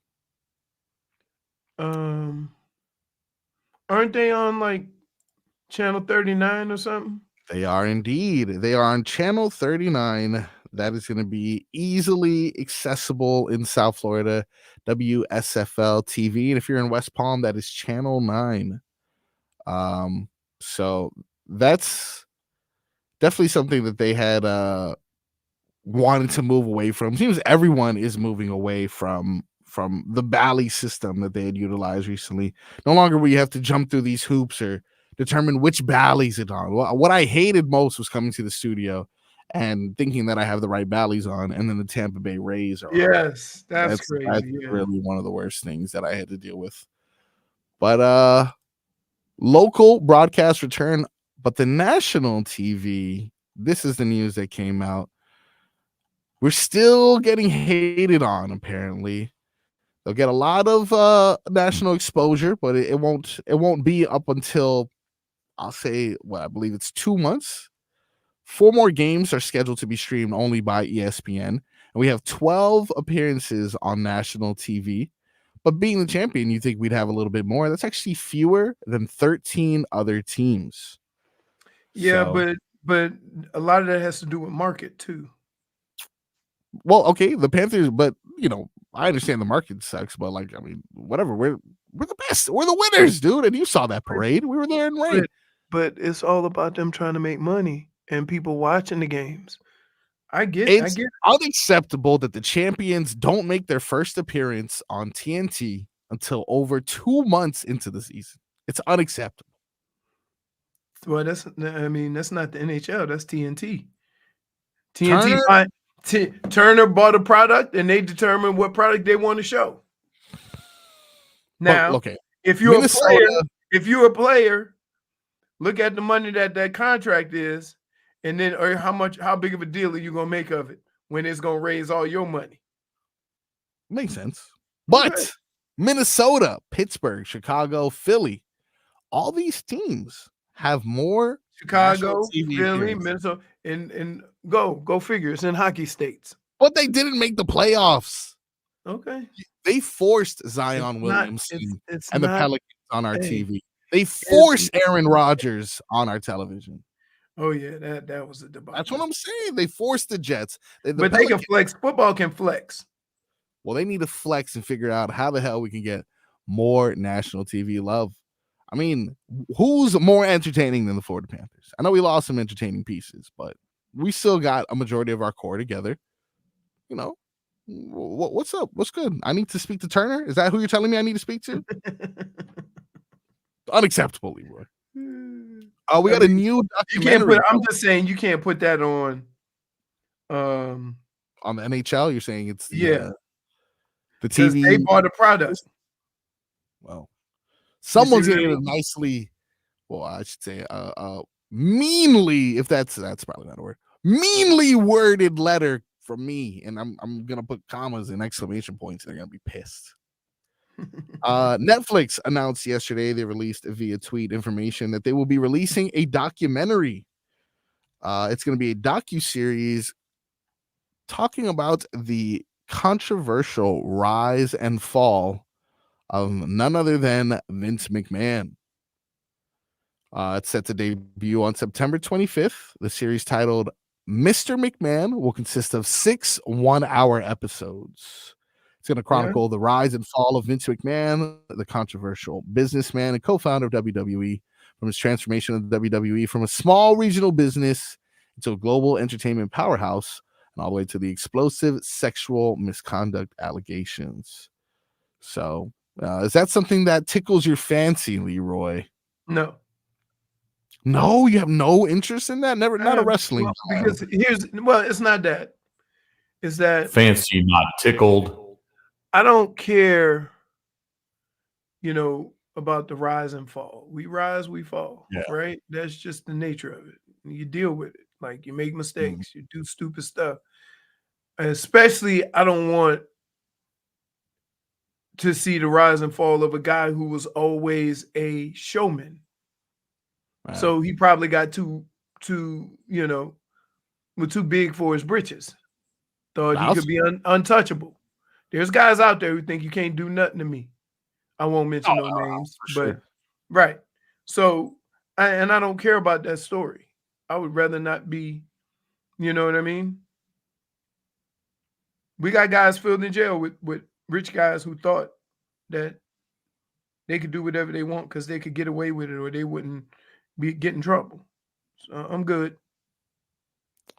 Well, the goal behind this docuseries apparently is to pull back the curtain and reveal the true Vince McMahon, obscured beneath the persona he presented to the world. So apparently this has gone over 4 years of production, and the story has evolved in truly shocking ways. The final product is revealing the documentary is a revealing documentary that we believe offers a rich and nuanced portrait of man and the complex legacy he left behind. Gotta say, though, since he has made Triple H head of creative, the business has thrived in ways that it hasn't since the early 90s. And, it was definitely different times. It was the times when Jerry Springer was above Oprah, in regards to what kind of television was really selling back then,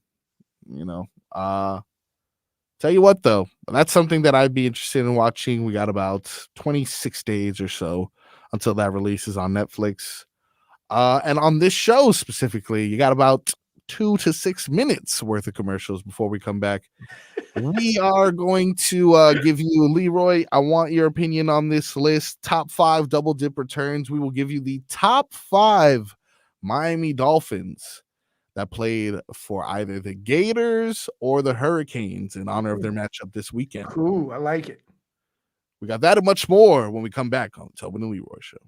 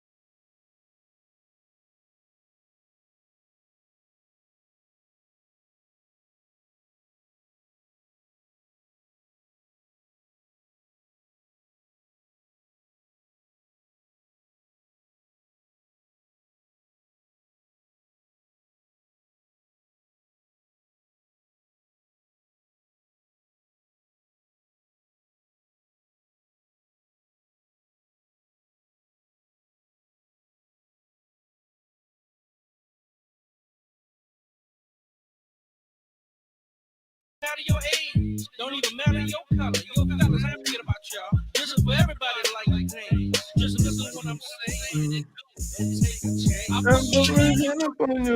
That's right. That's right. That's right. Put your hand up on your hip. When I dip, you dip. We double dip. But before we do, hello, J-Fig. Hello. You like my transition there, Leroy? Hello, Jennifer. She got her Canes wear on. Let's go. I actually got it from Caneswear, so yeah. Oh, wow. Caneswear. You came all the way to No, it was actually sent to me. Okay. It was delivered.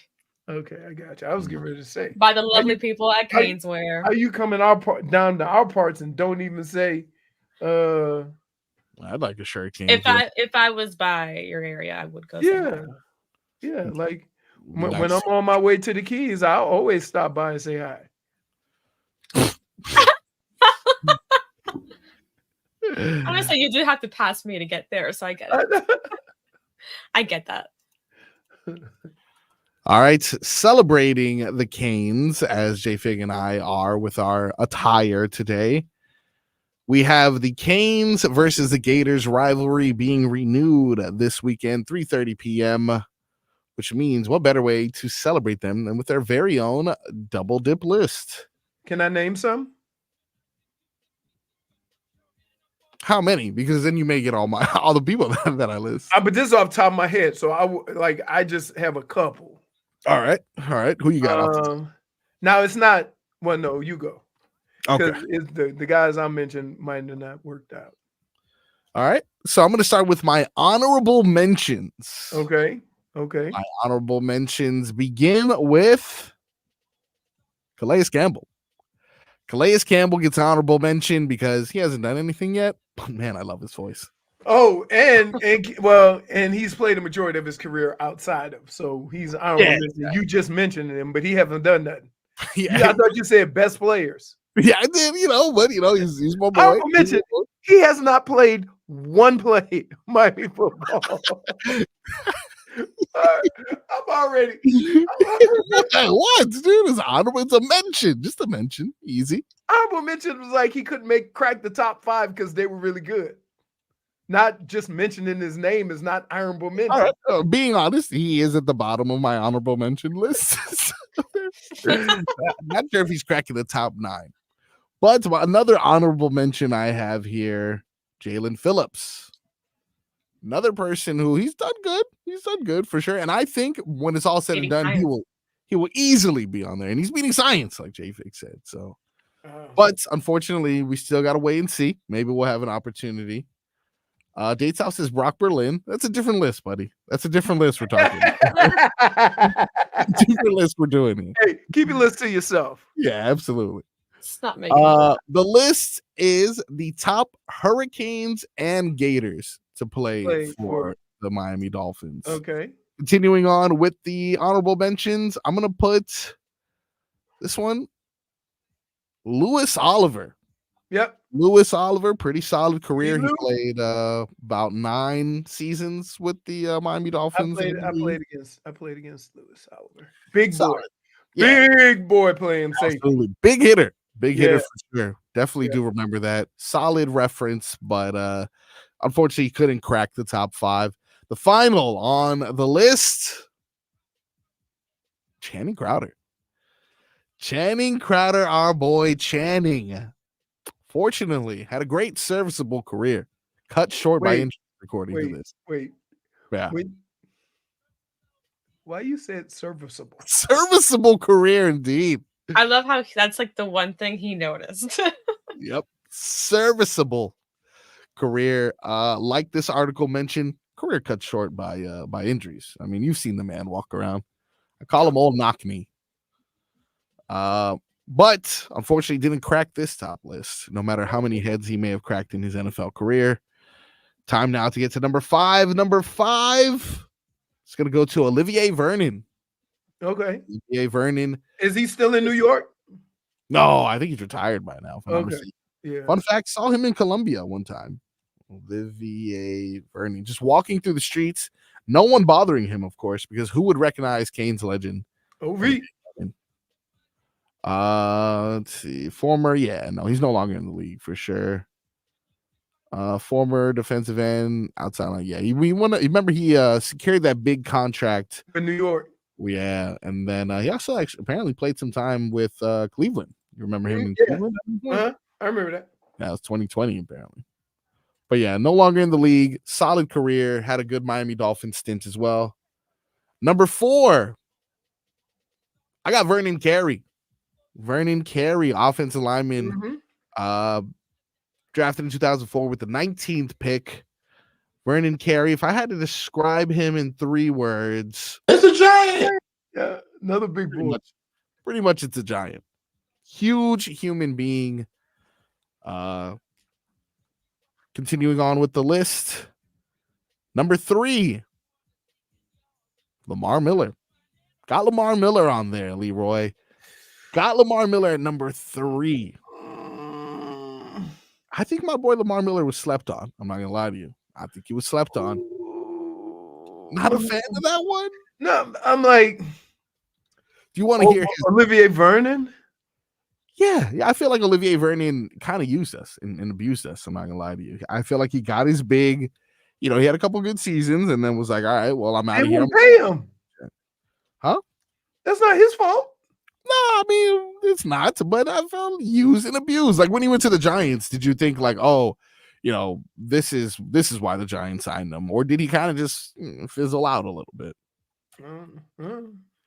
If we're looking at his regular seasons, what about Lamar Miller? Like what really? Yeah, okay. So Lamar Miller spent 4 seasons. I thought it was longer. 4 seasons with the Dolphins. Didn't he end up in Houston? Yeah, he went to Houston for 3 years and then finished his career off in Chicago. Okay. But in his 4 years with the Dolphins, first year didn't necessarily get that much love, 51 carries. So throw that one out of there. But the 3 years where he was the primary back, 709 yards and 2 touchdowns, 1,000 yards and 8 touchdowns, and then an 800-yard season and 8 touchdowns.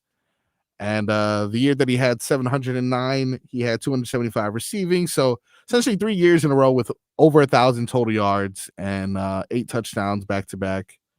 And if I'm not mistaken, the record for the longest play in Miami Dolphins history, running from the 1-yard line on a dive all the way to the touchdown.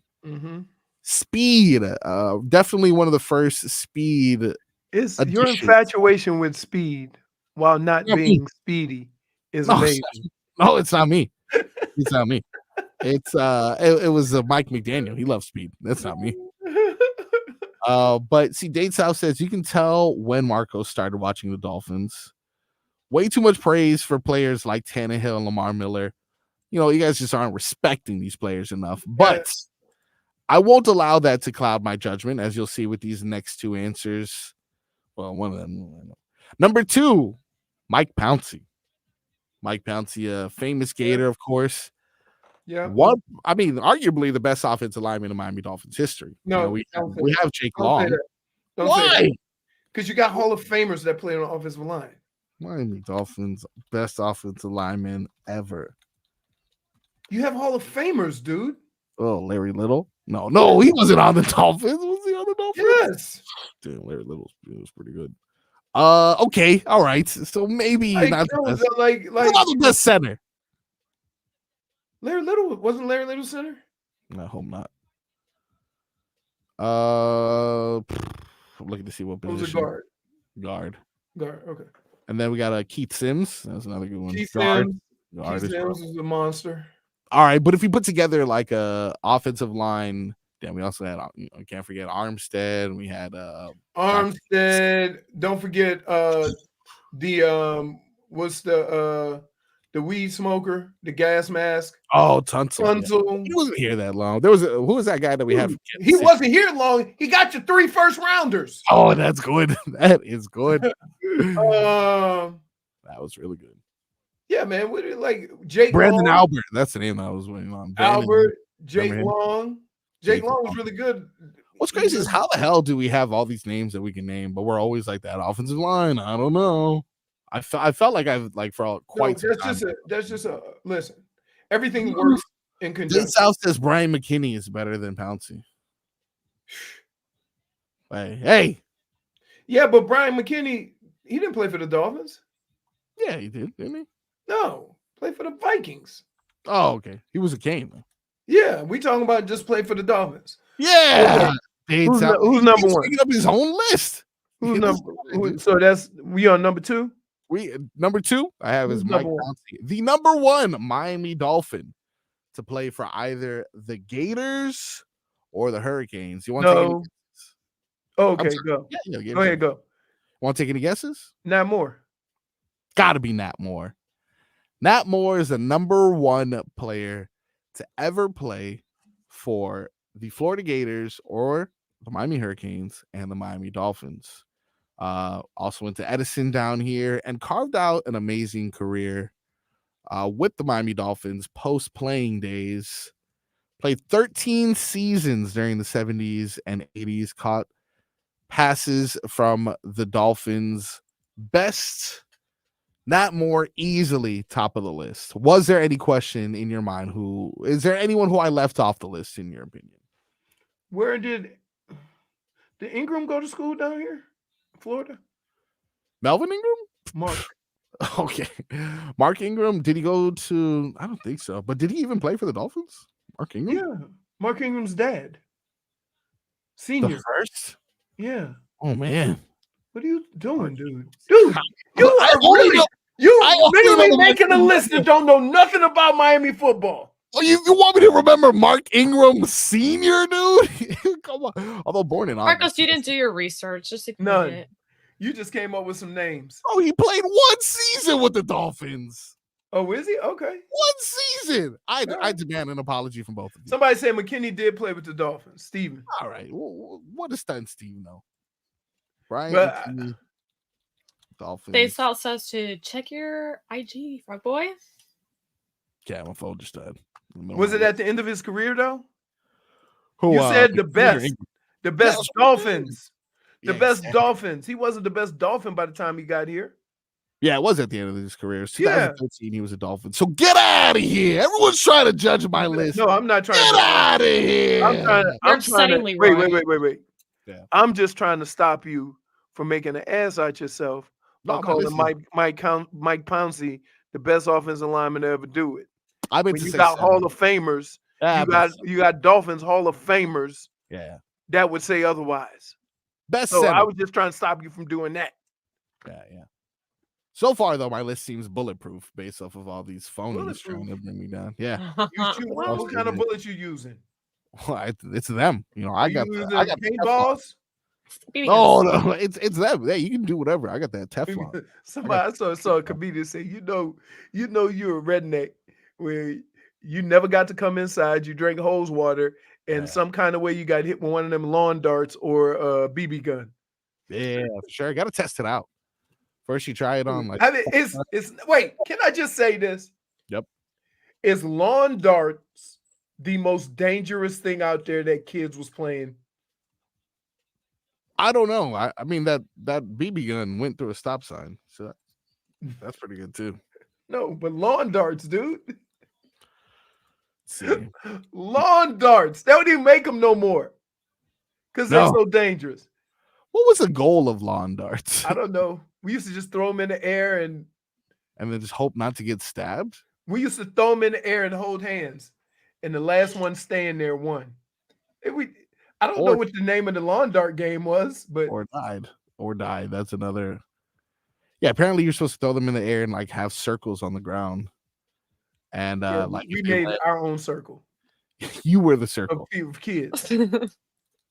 Like I'm telling you, like it is just like and guess what? When you're thirsty, hose water was delicious. Yeah. Even though I'm gonna just tell you like this. Being in New Orleans or in Florida, you had to let it run for a couple of minutes. Let it go for a little bit because it is 96. Wait, I'm fine.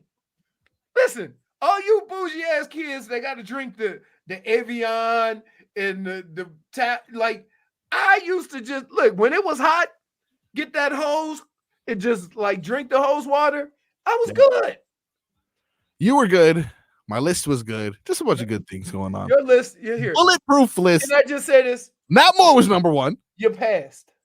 Thank you. But your Appreciate list was not very depth. Your list only involved people that you knew off the top of your head. If I'm wearing no, hold on. Anyone who was brought up didn't have Steve has an awful list. Well, let me see your list, buddy. And I guarantee your It's list. not my list. You the one that thought of this. Your list got to be better than anybody else. When Steve says awful list, let's see your list, buddy. Awful list. Matt Moore was number one. That always has to be number one. Yes. All right. Olivier Vernon in the top 5 has to happen. Mike Pouncey in the top 5 has to happen. Anyone else is like, nah, you got guys that you just missed. You only mentioned recent guys. You think there have been a Florida guy or a Miami guy to go to play for the Canes before then? What about didn't you Till Green go to Florida? Not a great Dolphin. Okay, yeah. All right. You see where. But I'm just thinking of names. Listen, this is just off the top of my head. Yeah, and I'm telling you what, and that's why those lists don't make it, man. This takes time and practice. Look, I knew we were in trouble with your dumbass list. Here's when I knew we were in trouble. When you said honorable mention, Calais Campbell. I'm like, wait. I'm like, woo! No, that was good. I knew right then and there that there was going to be some holes in this list because Calais Campbell has not played a play. But he's got such a great voice, though. What does that have to do with your list? Top 5 double dip list, baby. We got that and much more when we come back on the Tobin and Leroy show. I'm Chelsea Mess.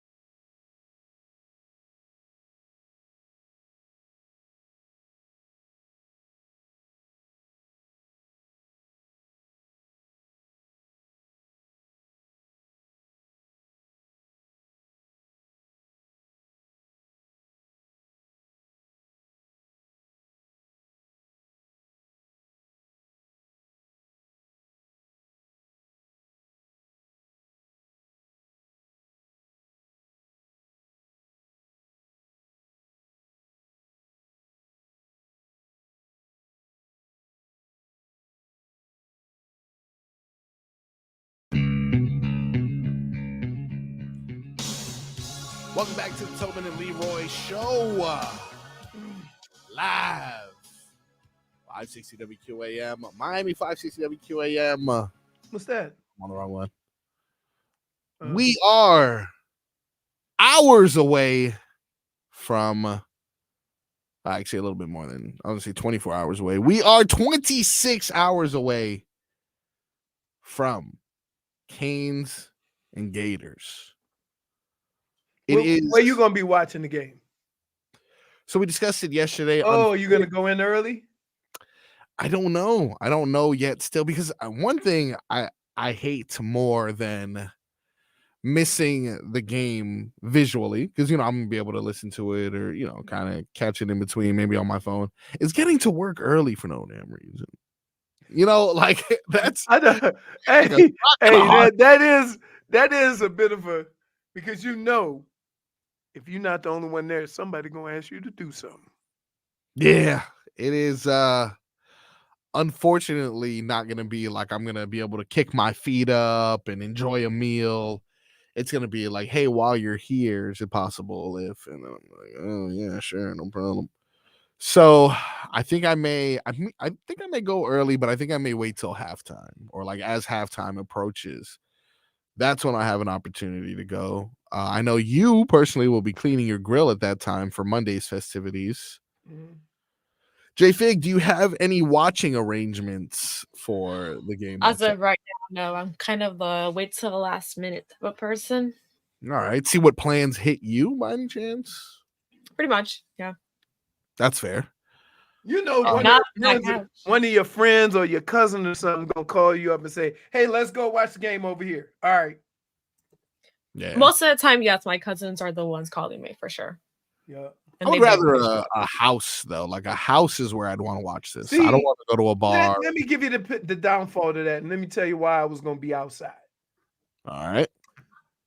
My wife does not care about sports. Like when I take her to a football game, it is a wasted ticket. All she cares about is the snacks, and that's it. Okay. Right. My mother-in-law, bless her heart, she asks too many damn questions.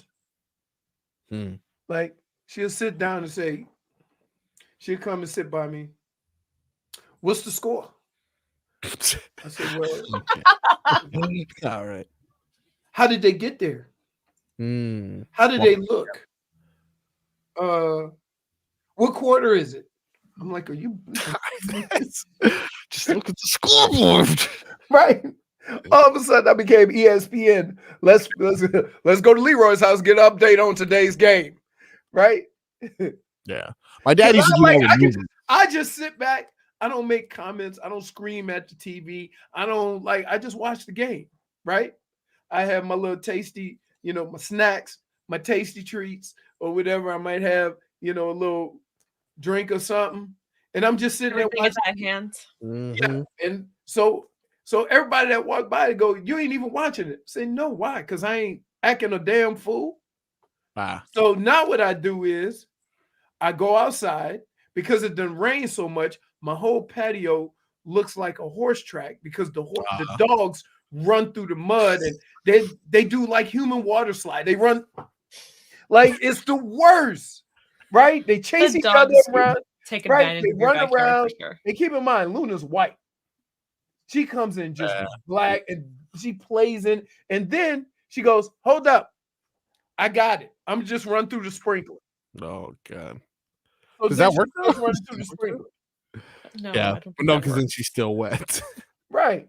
At least she's trying to, take accountability. So again, the only thing that's gonna throw me off from my game watching experience is the weather.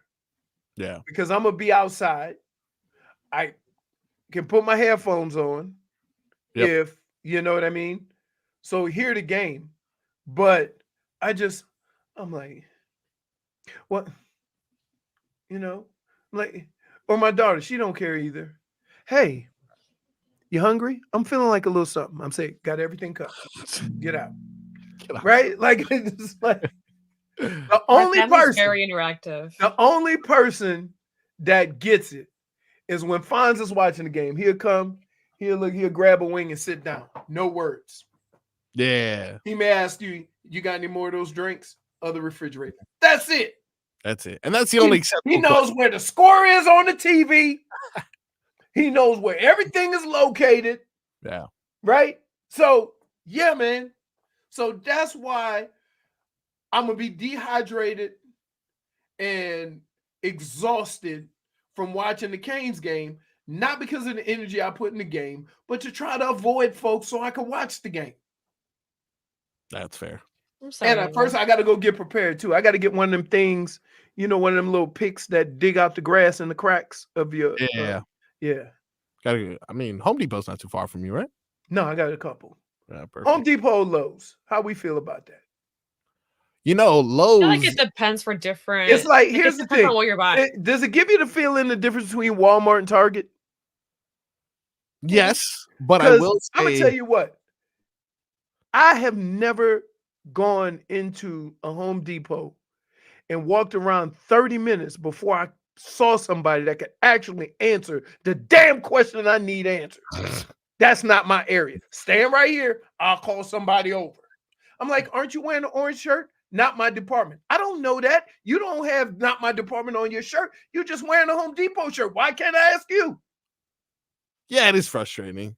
I heard psychologically and strategically, Lowe's was designed to appeal to women. That's why it's nicely lit. That's why they got nothing but lights and knickknacks when you walk in? It is so that because they kind of felt that the Home Depot demographic was just construction workers, men. There's no, it looks like a warehouse. It looks like we are backstage at a Home Depot when Lowe's looks like it's presented nicer. The lighting does make sense because it looks there's cleaner, it looks when you nicer, walk in, there's no clutter. Right. Yeah, absolutely. But that, the same way with a Walmart and a Target. Don't worry. Don't get me wrong. I love all those stores. It's convenient. Yeah, I don't care. But I but do notice the lighting. Yeah, the lighting for sure. That's some things that Walmart sells that Target doesn't sell, and then also there's price differences. But let me explain to you. Let me say no. The rollback. I'll tell you like this. There's certain things I don't need brand name. Yeah, great value. Right? And I need value, right? And so and Target, they always seem like, listen, I have a problem with your store brand anything. Don't try to charge me big money for your bootleg products. Wow. Right? I'll buy them. I'm not mad, but don't try to include them like golf stores do this, right? Kirkland? You have Nike, you have this, and then right next to it, they put a shirt that look kind of like the other shirts, but it's your own brand. Mm-hmm. And they just hope they can just get a couple of people to buy it at the same price as the other ones. Nah, I'm hip to your game. No, you ain't got that same quality. Yeah, that's what it is, Kirkland. But certain Kirkland things you could buy. Yeah, for sure. Listen. It just depends. You got to do your research. Yeah, once they got rid of what's the hot dogs, the Jewish hot dogs, Hebrew National. Oh yeah. Costco used to do Hebrew National, or Sam's used to do Hebrew National. They don't do it now, but they got the Kirkland brand, all beef. I'm good. Yeah, right? It's hot dog. I'm okay. No, play. No. Don't insult Leroy with his hot dog. You know how he listen. Feels. Oh, he does. Listen. That guy. If you go get one of them big buns with that little skinny foot-long hot dog, you're like, what's the point, right? But the Hebrew Nationals used to be perfect, and then they used to have the foot-long hot buns too, right? Didn't they start selling the hot dogs without the foot-long buns? I'm like, now I got to go to Restaurant Depot. Not to Restaurant Depot. Oh, man. Well, look, whatever you eat. Whoa. Put that back up. We got a smart ass in the group. Yeah. That's why Home Depot's motto is where doers get it done. If you're a doer, you don't need to ask questions. But wait. Okay. You don't walk into a store and know where it is. We were almost out of here, Dolphin Kane. No. Land the plane. Sorry, Mr. Manly Man, Mr. Carpenter Man. I fix everything, man. Go ahead, do you. True. You don't know what aisle it's in, you know? I might have to ask some questions about my little thingamajig that goes into the back of the house that stopped the water from squirting all over the yard. I might have to ask questions about the connection and what kind of glue I need. That's right. Sometimes you just want to hear recommendations from No, somebody they who don't. knows. No, I don't want recommendations. Okay. No, because they are taught to steer you towards their product. Oh, for sure. But you just have to know when you're about to But get if you know that, then you don't need to ask the damn questions, JP. You know what? Where we're going to break, weren't we? Leroy. You're lashing out, dude. You're lashing out at me. Final hour of the show when we come back. WQ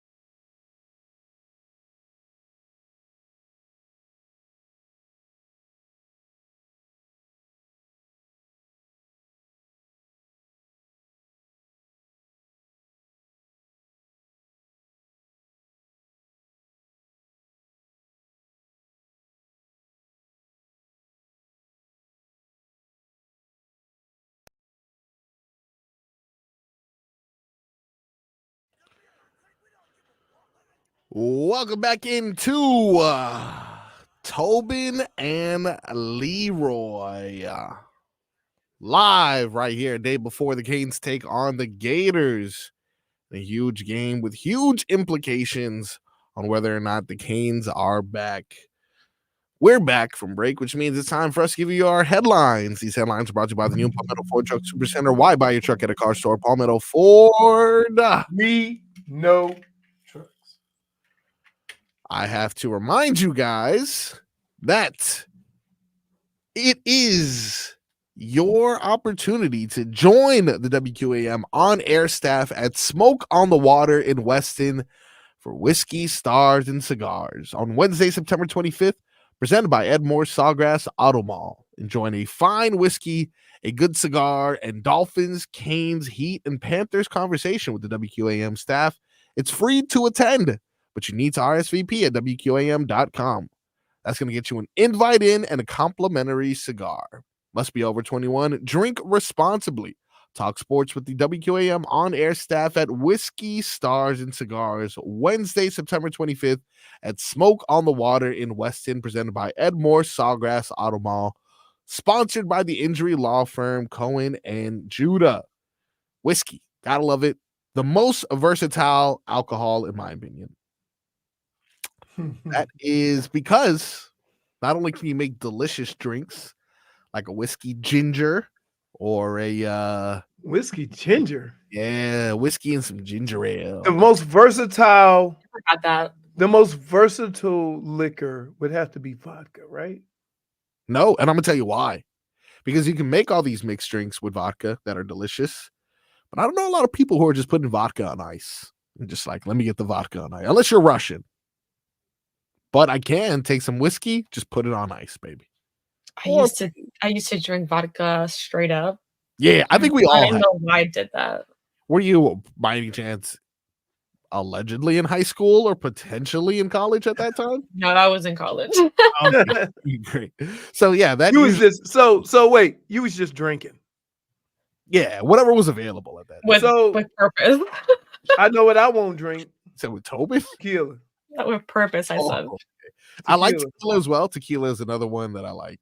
I've retired tequila. The most expensive the most expensive rum in the world costs $12. Rum, yeah. Rum, Very super cheap. affordable. You can see like a lot of the countries, like in the Caribbean and stuff, that's usually like their main like drink, like for example, sugar cane. DR, exactly. DR. You know, as a kid, I used to eat that crap.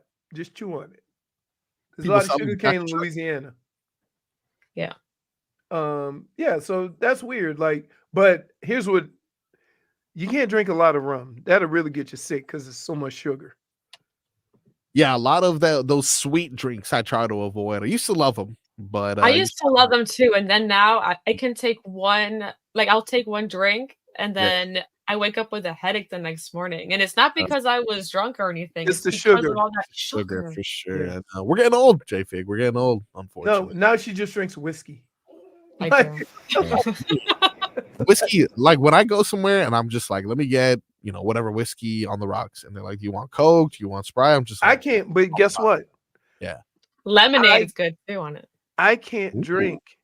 Yeah. I can't drink like just any whiskey or any bourbon because I don't drink that much. So if I get that rock gut stuff, like I can't drink Jack Daniels. Yeah, for you. Jack Daniels is like, I know everyone's going to have it, so I'm going to order it, but it's not necessarily like on the top of my list. Unless they're for some reason a sponsor of us, then in that case, they're amazing. But other than that, that's different. Like, no, that's different. I'm like, yeah. But yeah, honestly, like I order it often because I know they're going to have it. I don't have to. Well, because it's easy to say Jack and Coke. But nowadays, if you ask for a drink that involves whiskey, they will ask you what kind. Because I like, what's it called? I forgot the name of the drink. When I can't decide what to drink, I just say Jack and Coke. It's right. It's like a go-to thing. You got to get the line. I don't even say the Coke anymore, to be honest. The Coke is just getting in my way. Right. I want to be. Yeah, the Coke at one point is just. It's once it's called the I can't think of the name of it. Killing me. Have me again. Have me twice. Telling you, Woodford, that's the one that I like though. Woodford Reserve, that makes me feel. And when I drink Woodford Reserve, you better have a fancy ass glass. Like I need an ice cube that is. I agree with Jukebox. I love a whiskey sour. Ooh, whiskey Those are sour is good. good. Those I'm are telling you, versatile. You know, a lot of these drinks you can make a lot. Tequila, I would have in the second place in regards to versatility because I know people sip tequila. I'm just not one of those people. I used to be one of those people. It's just Sip not tequila? anymore. Oh no. I've I done like palomas. Those are good. Palomas are good.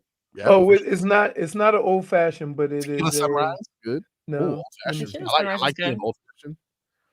Wow. Okay, so I think in the last about 90 Maybe seconds, like the dirtiest martini there is. ew, like you're talking with extra olive juice. Yeah. Oh, you're gross, dude. You ever had a pickleback? Oh, I know what I drink. have. They're good. Those You are know good. what my favorite drink, my go-to drink is? What's that? Manhattan.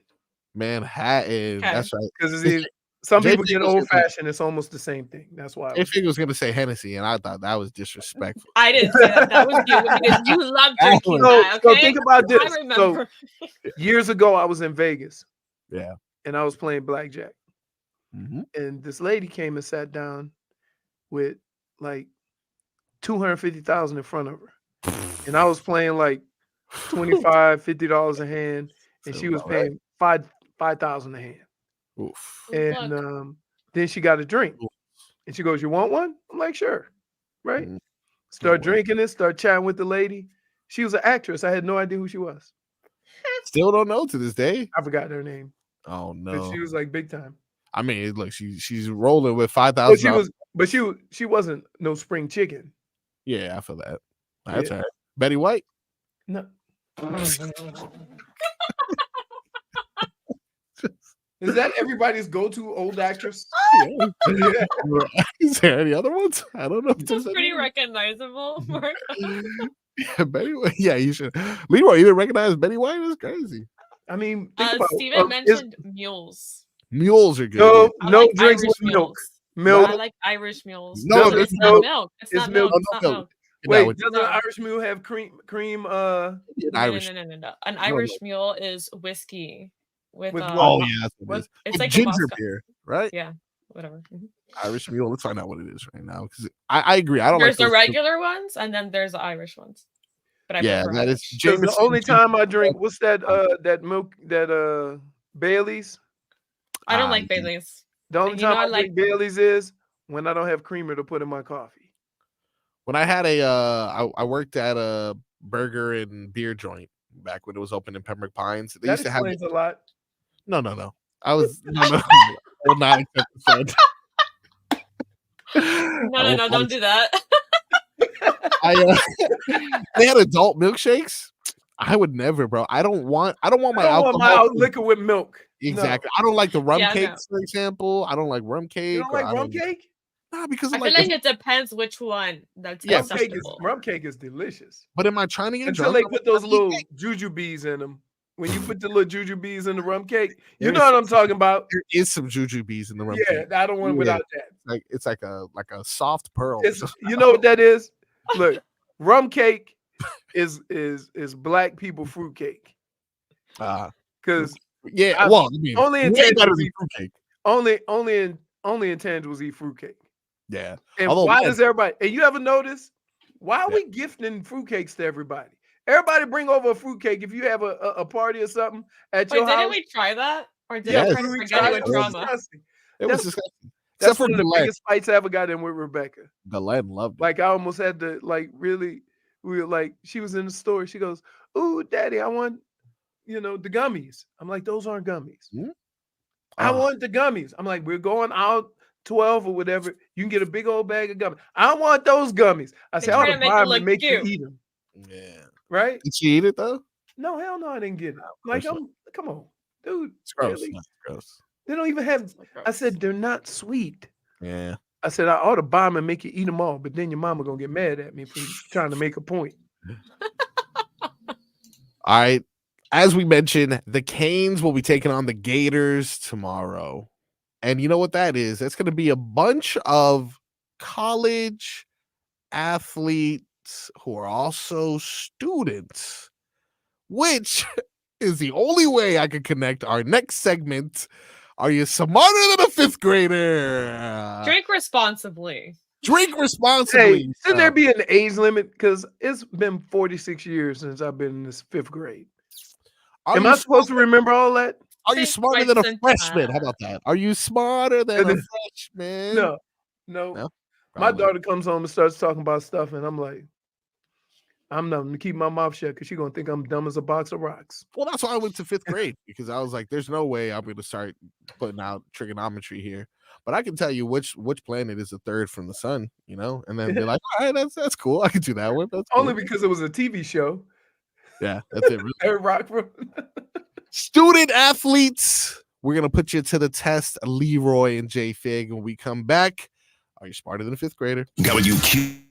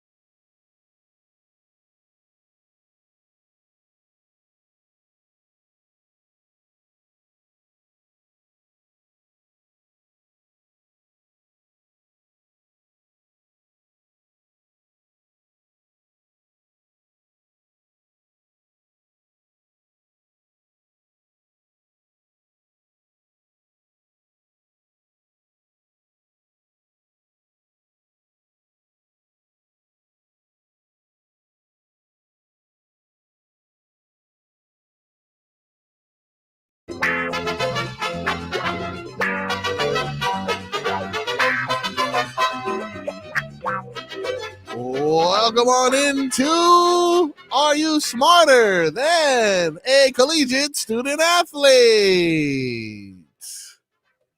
Really, it's just going to be fifth grade questions, but the only way to make this relevant on the sports radio is to somehow make it seem as if I'm not just doing this for no reason and people expect games out of me, but I'm doing this to tie into the Gators versus Canes tomorrow, if you're listening, Glenn. Now, I have my two student athletes in front of me. Leroy, you look like you are on Wikipedia right now trying to gather all the information. Hey, no cheating. I don't know what the questions are. He's cheating, dude. Oh, my goodness. Look. He sent you the multiple choice. Aha. Unfortunately, this won't be multiple choice. This will be pretty straightforward. You have to give fifth graders multiple choice. What's wrong with you? No. These are pretty simple, pretty straightforward. So we will begin now. I will ask each of you individually a question. So there's no competing on a buzzer or anything like that. You each will get your own question. If it go first.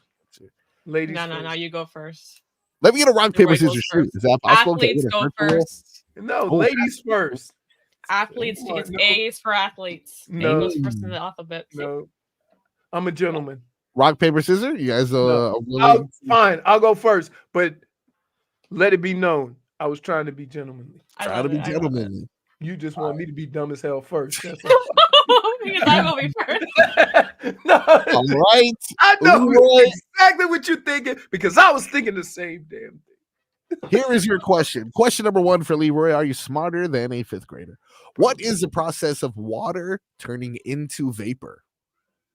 Water transitioning into vapor. Osmosis. All right. Is the answer osmosis? Incorrect. Evaporation. Evaporation. Water turning into vapor. Evaporation. First thing came to mind. That's right. I appreciate that though. You came out swinging because you were attempting to be nice to J-Fig. I totally get it. Mm-hmm. All right, J-Fig, time now for your question. I am dumber than a fifth grader. Let's go. What is the tallest mammal on Earth? And no, it is not Victor Wembanyama. Okay. Tallest mammal on Earth.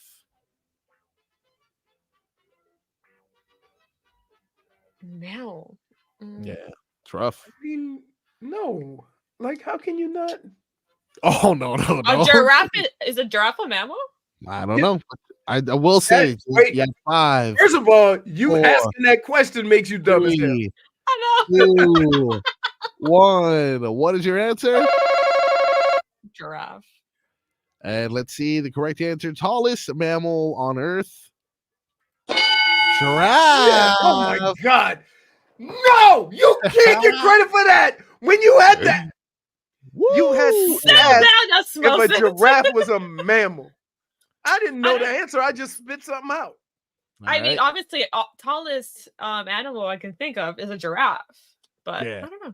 Mammal to qualify to be me off with mammal for a second. I have hair. I think nipples. Not sure about that one. Leroy, you're a mathematician. If a backyard is 50 feet long and 20 feet wide, how many square feet is that?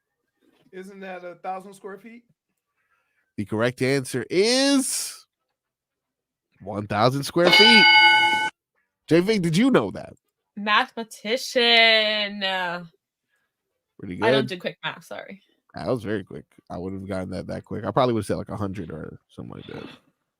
All right, J-Fig, back to you. It is currently tied at 1-1. Oof. No.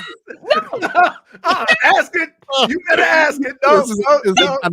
Another math question. How many feet are there in 75 yards, J-Fig? How many feet in 75 yards? You got 10, 9. I know.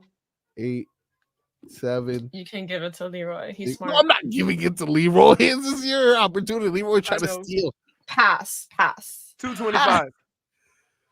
The correct answer is 225. Pretty good. How'd you come to that number so quickly? He went like this. That's why. I saw that. He used the calculator. 3 times 75. No. It's like, go 2 of them is 150, and then another 75 is 225. All right. J-Fig, this one goes back to you now because you passed and Leroy answered correctly. J-Fig, what is the hardest mineral? The hardest mineral on Earth? It's not like a rock or something. I don't know. It is a rock. It is a rock. It is a version of a Come rock. Come on, Jennifer. A diamond? I don't know. A diamond, and they are forever. 2 points for J-Fig. Leroy, you have 2 or 3? I lost track. I have 2. 2. It is tied. Oh, we're getting down to the nitty gritty. These questions are going to get a little bit harder now. Guys, ready for this one? Yeah. Leroy. Yeah. On the periodic table, which element is represented by the letter N?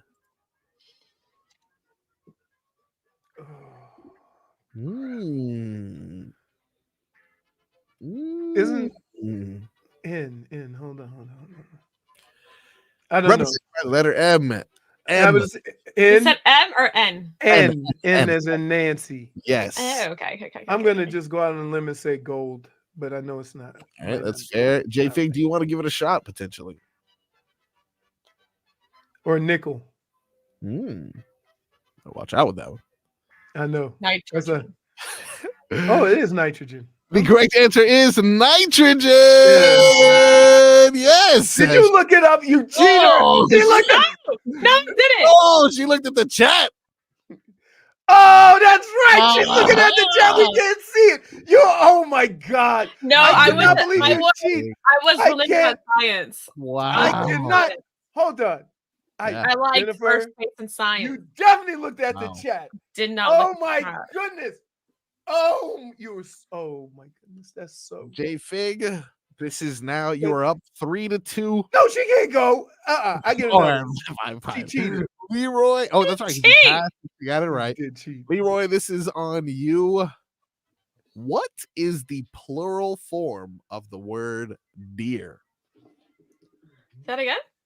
Plural form of the word deer. Deer. Yeah. Deer. Yeah, the animal, by the way. I know. I heard beer first. Six pack. Plural, 2 beers. No. I wouldn't. An IPA. It sounds like a good time. I'm gonna go out on a limb and say, yeah. No, a doe is a female deer. Deer hive. I like that. I'm gonna just say deer. All right. Plural form of deer is deer. That's right. Have you ever think about it? They also say that plural for fish is fish.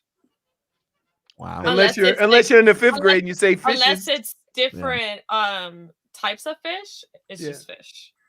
Yeah, because you say how many fish did you catch? All right. We're so smart.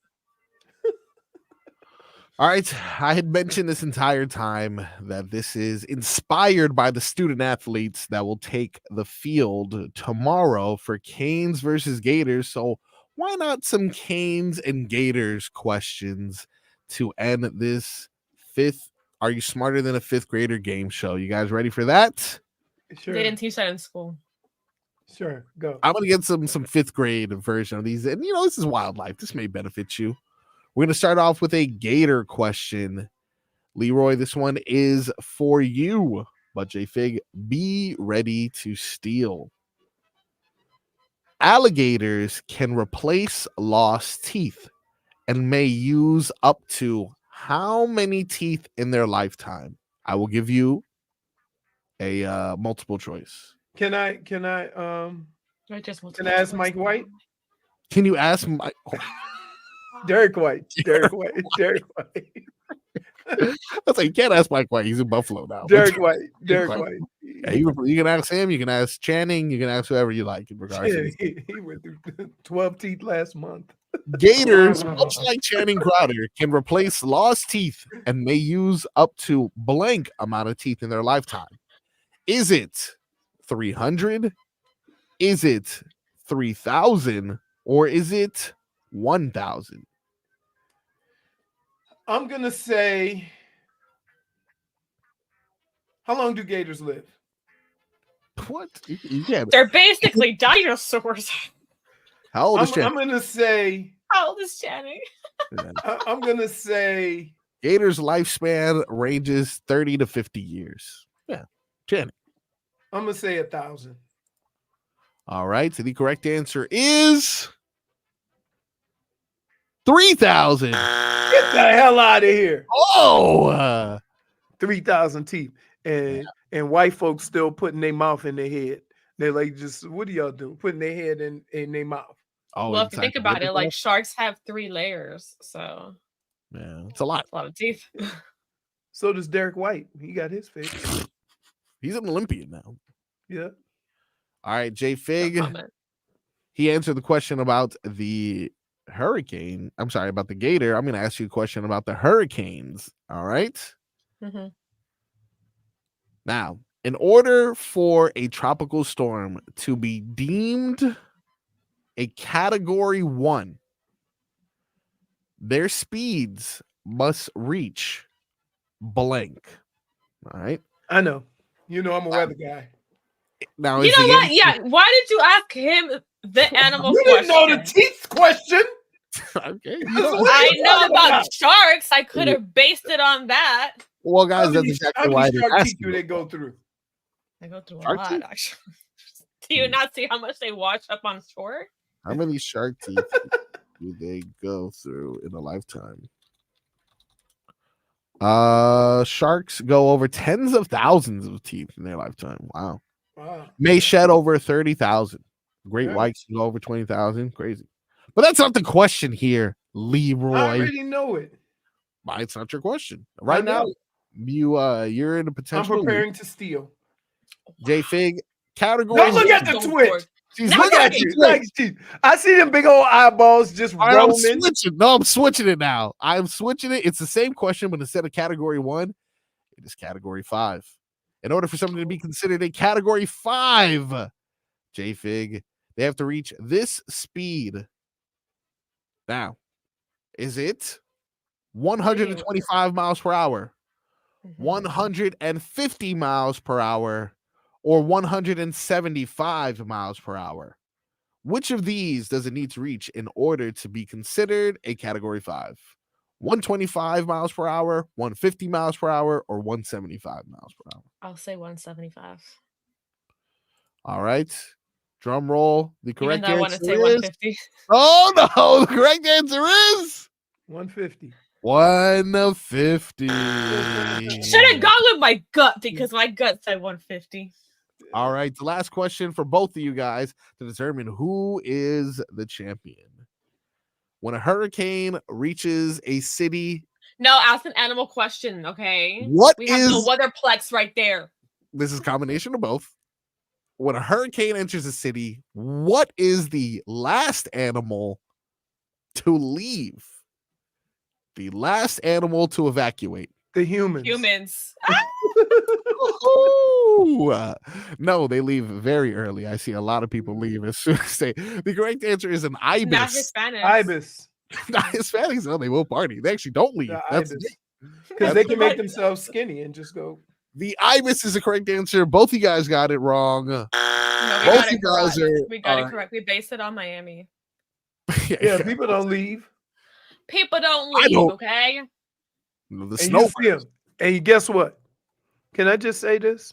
Yeah. When they go to the Keys and they go down there and the storm will be there in like 2 days, it ain't the black folks staying. Nope.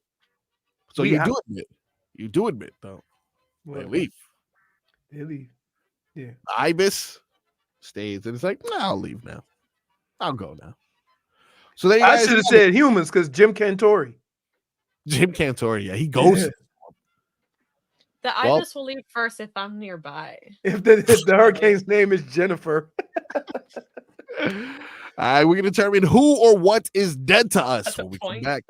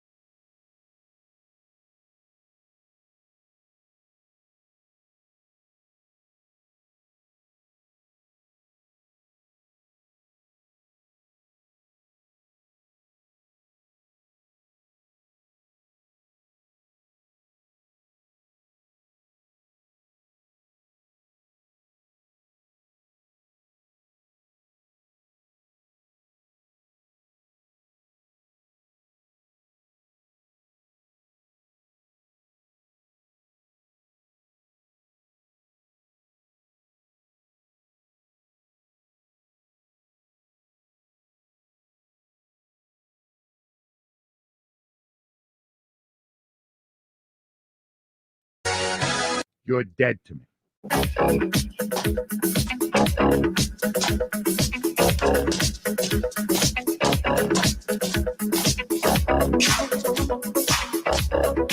Welcome back to the Tobin and Leroy show. Time now to bury some people or some things.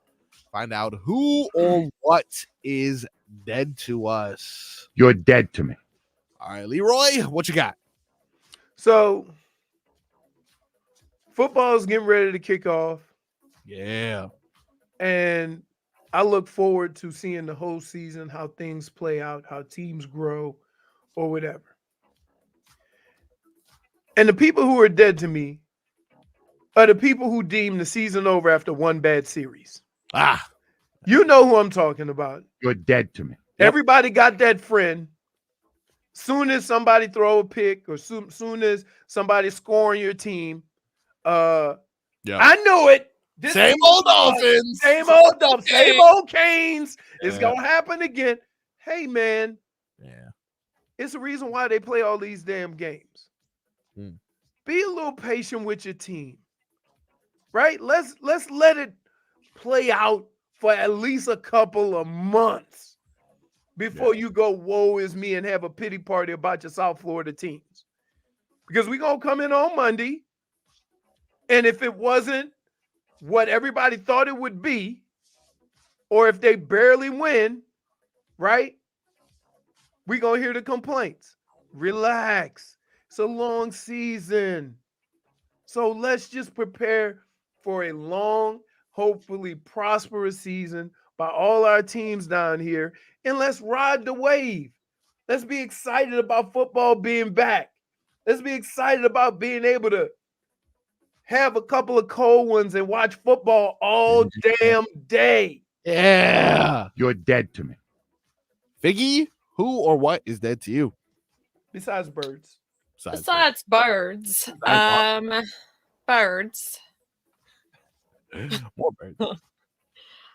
I was watching the news, and by watching, I mean I was on Instagram. All right. I saw that now people think it's okay to scam others with, you know how you do pay by phone or the parking apps? Well, now they're putting QR codes on top of those stickers so you can go ahead and use that as you're paying for parking. So this is why we can't have nice things. This is why we have trust issues, okay? And I just simply don't like that. So whoever is doing this, you're dead to me. Hey, check this out, JP. I'm going to pay for parking. I don't know where I'm going to pay. In Minnesota? It's going to be Minnesota parking. That is a solid one now. If Miami wasn't filled with enough fraud and scam, there's so much fraud, so much scam. This is why we have trust issues. Okay, this is why I should just stay home. That's fair. You know, maybe go with the gut. Go with the gut instinct. Maybe everyone else needs to start going with their gut too. I get that. My dead to me is gonna be the way you will know. By the way that you will know you're getting scammed is because it will take you to a direct link that has nothing to do with the other one, and then sometimes it does, like it tries to make it seem that it's like the pay by phone thing. Gotcha. Like they mimic the and same. And then it gets your information and everything. It's. All right, we'll keep an eye out for that. Keep an eye out for making us aware. It's funny you say that. I'm filling out my decal information for IT so that I can get a decal for this parking thing they have up here. So why do you not have that? I don't have one. Aha. Well, because you have a newer card. Yeah. You should get one, even though our time slots are fine. Right. Well, my dead to me is simple as we make room for Hockman and Crowder coming up next. Gators fans, all Florida Gators, this is your weekend to suffer. The Canes are back, baby. I do the opposite of what Leroy was complaining about. As opposed to after one series claiming the season is over, before one series, I say we're back, baby. Canes are gonna romp the Gators. Final score predictions real quick on the way out. I say Canes 27, Gators 13. J Fig, what is your prediction? You should have. Leroy, what is your prediction? I'd say 27-21. 27-21. Kane's winning, though. Yeah. All right.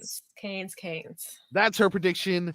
That is our prediction. I predict Hockman and Crowder will be coming up next.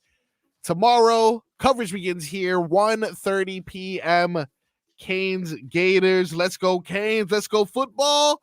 Let's go have a good weekend. Have a safe Labor Day weekend. Best of coming to you on Monday. I'll see you at Leroy's house.